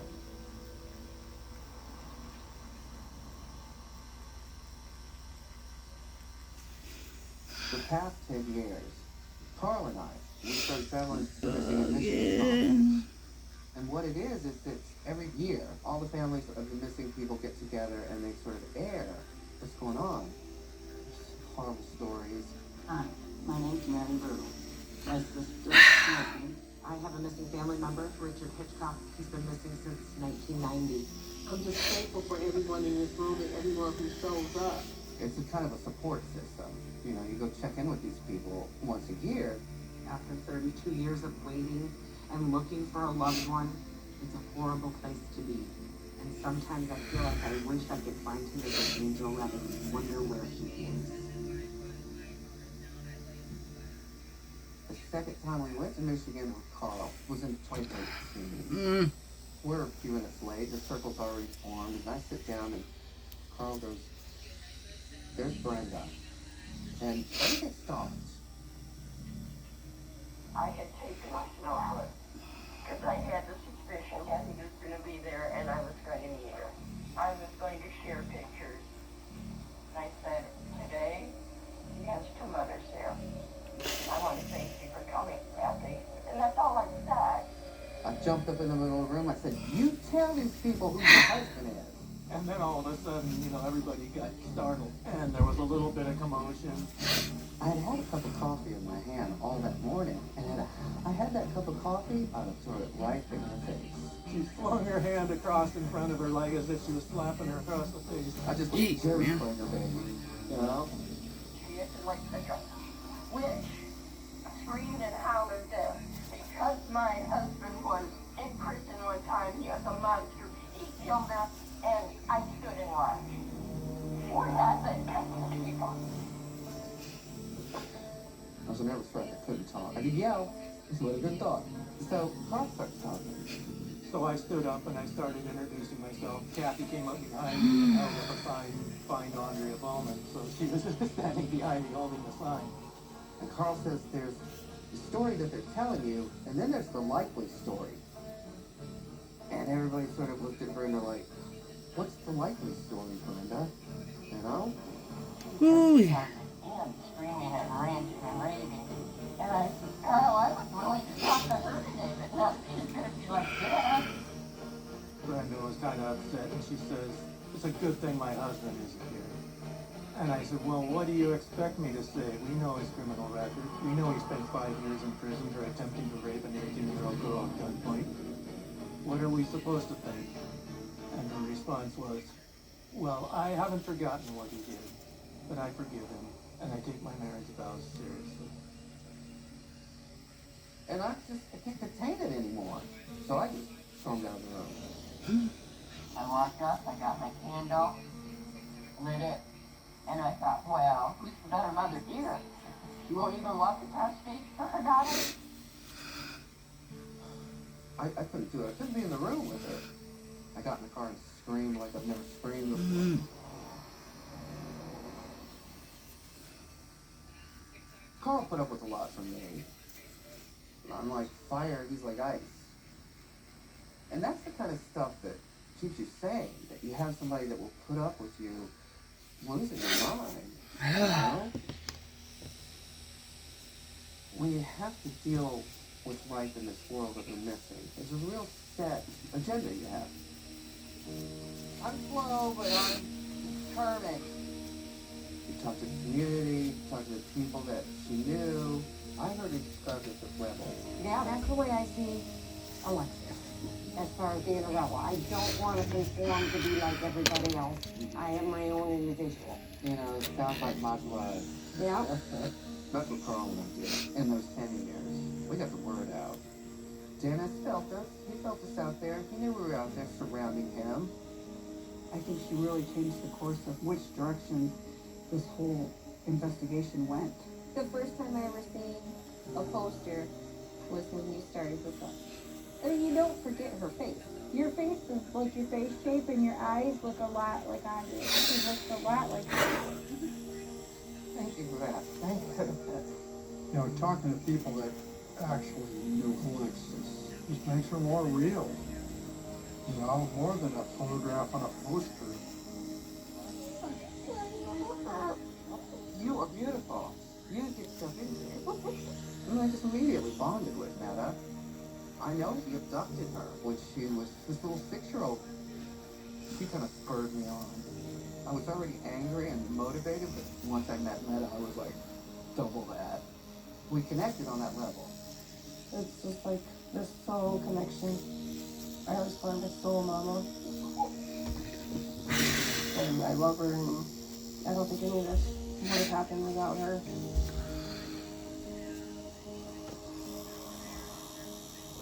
Oh, there we go now.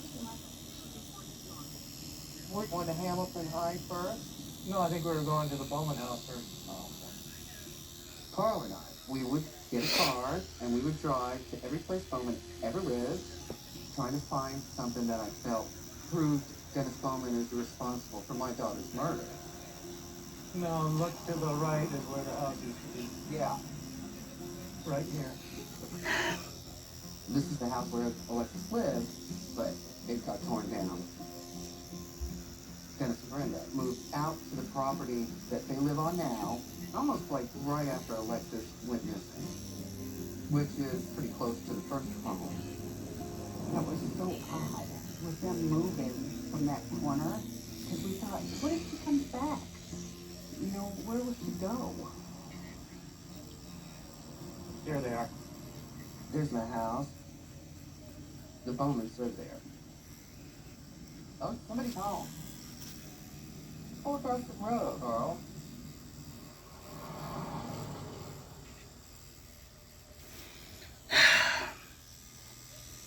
You launch.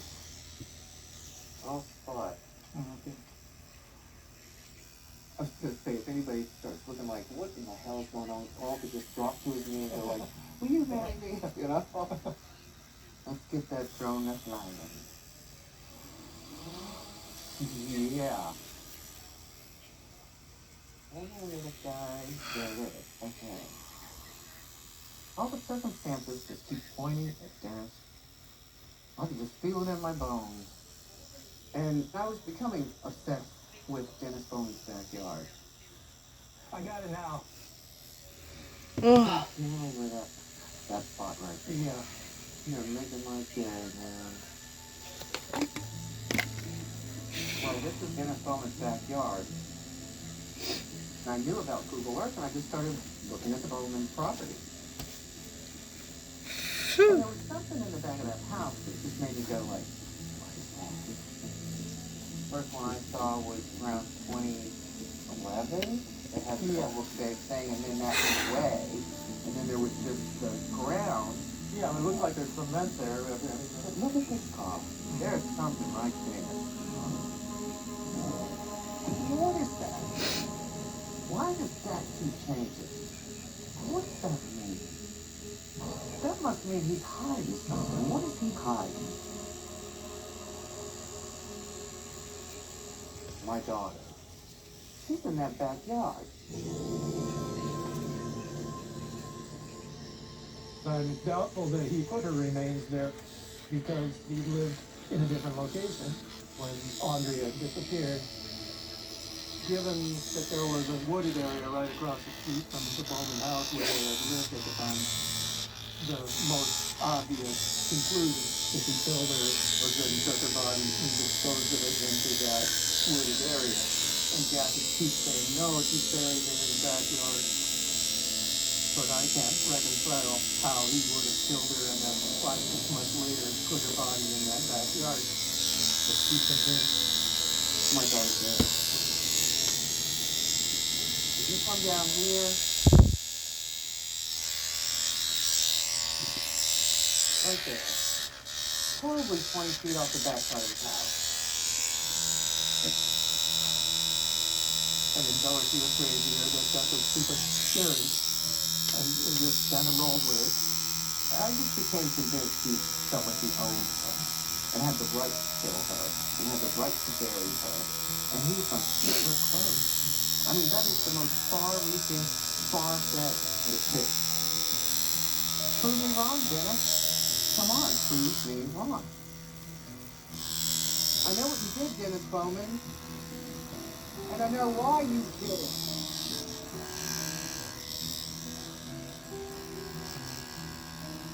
I called the police, and I said, get a search warrant. Her body's in the backyard.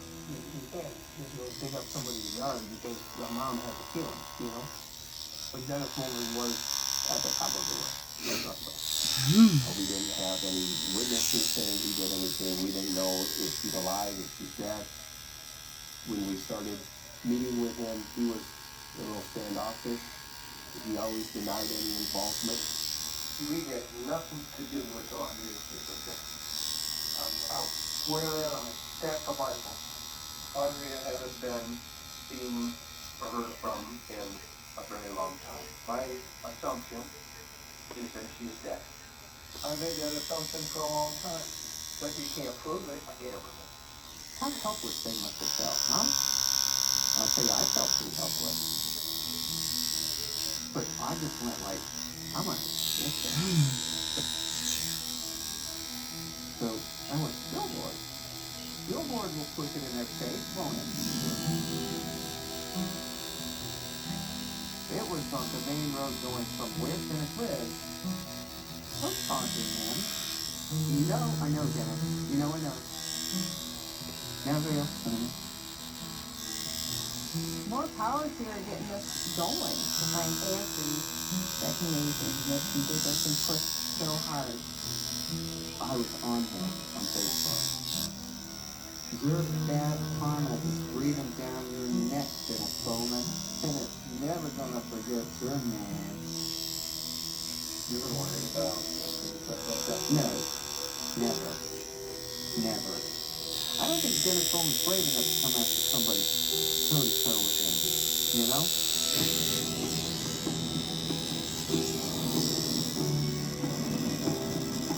Have you ever been accused of that before that? No. It was shit. And she was feeding it to everybody. I just don't see that.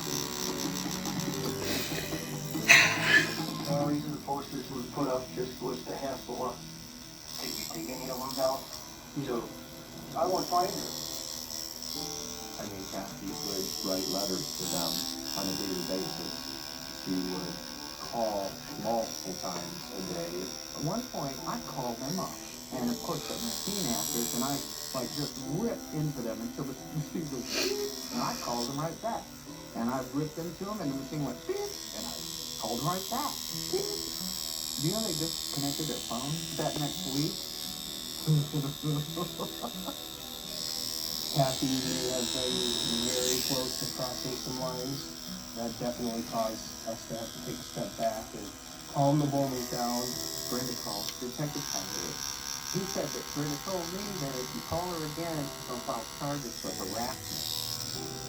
I wouldn't call that harassment. I call that perseverance and tenacity and a pit bull with whisker. Right. Came up and said, and she comes off like, oh, my poor child. And they look at these monsters. She had to prove you didn't do it. I could stand on a mountain and say it for the rest of my life. What's going to be about? We won't give up on it. So we're going to push it.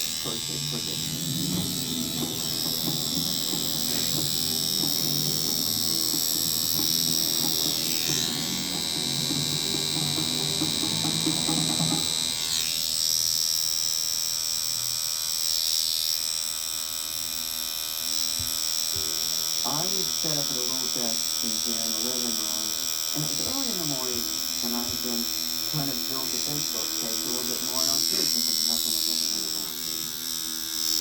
And the phone rang, I picked it up, and it's Nella. And the first thing Nella said was,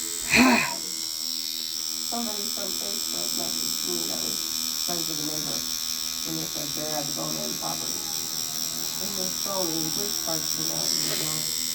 and I was just like, finally, they're going to charge Dennis Bowman for the murder of my daughter.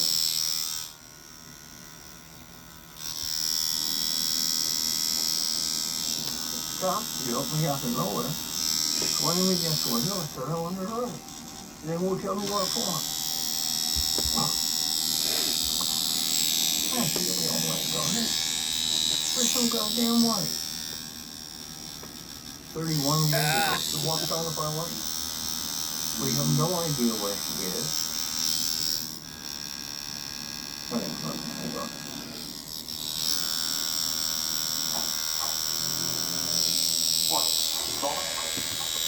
Sasha wrote. I got no fucking idea. Yeah. You got to tell me why I was arrested? Absolutely, I'm a different life. I'm the guy that you have been looking on your shoulder, waiting for to show up for most of your life. And now it's here. Your eyes are back. I'm there, yeah.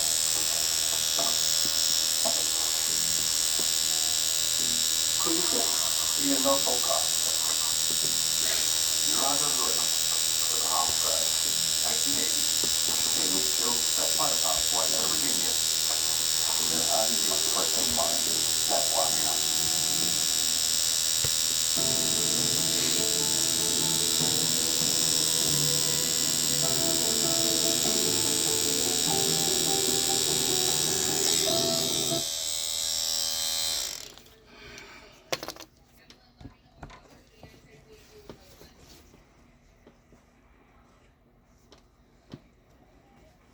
Ooh-wee. Alright. Ladies and gentlemen, we're gonna step out for a minute. Yeah, I'm just going. Lieutenant Squires and all Union Police Department on that bus. I'm sorry I have to meet you under these circumstances. You know, it's very tragic and very hard. 2 hours and 30 minutes. I can tell you about the crime that he's charged with at this point.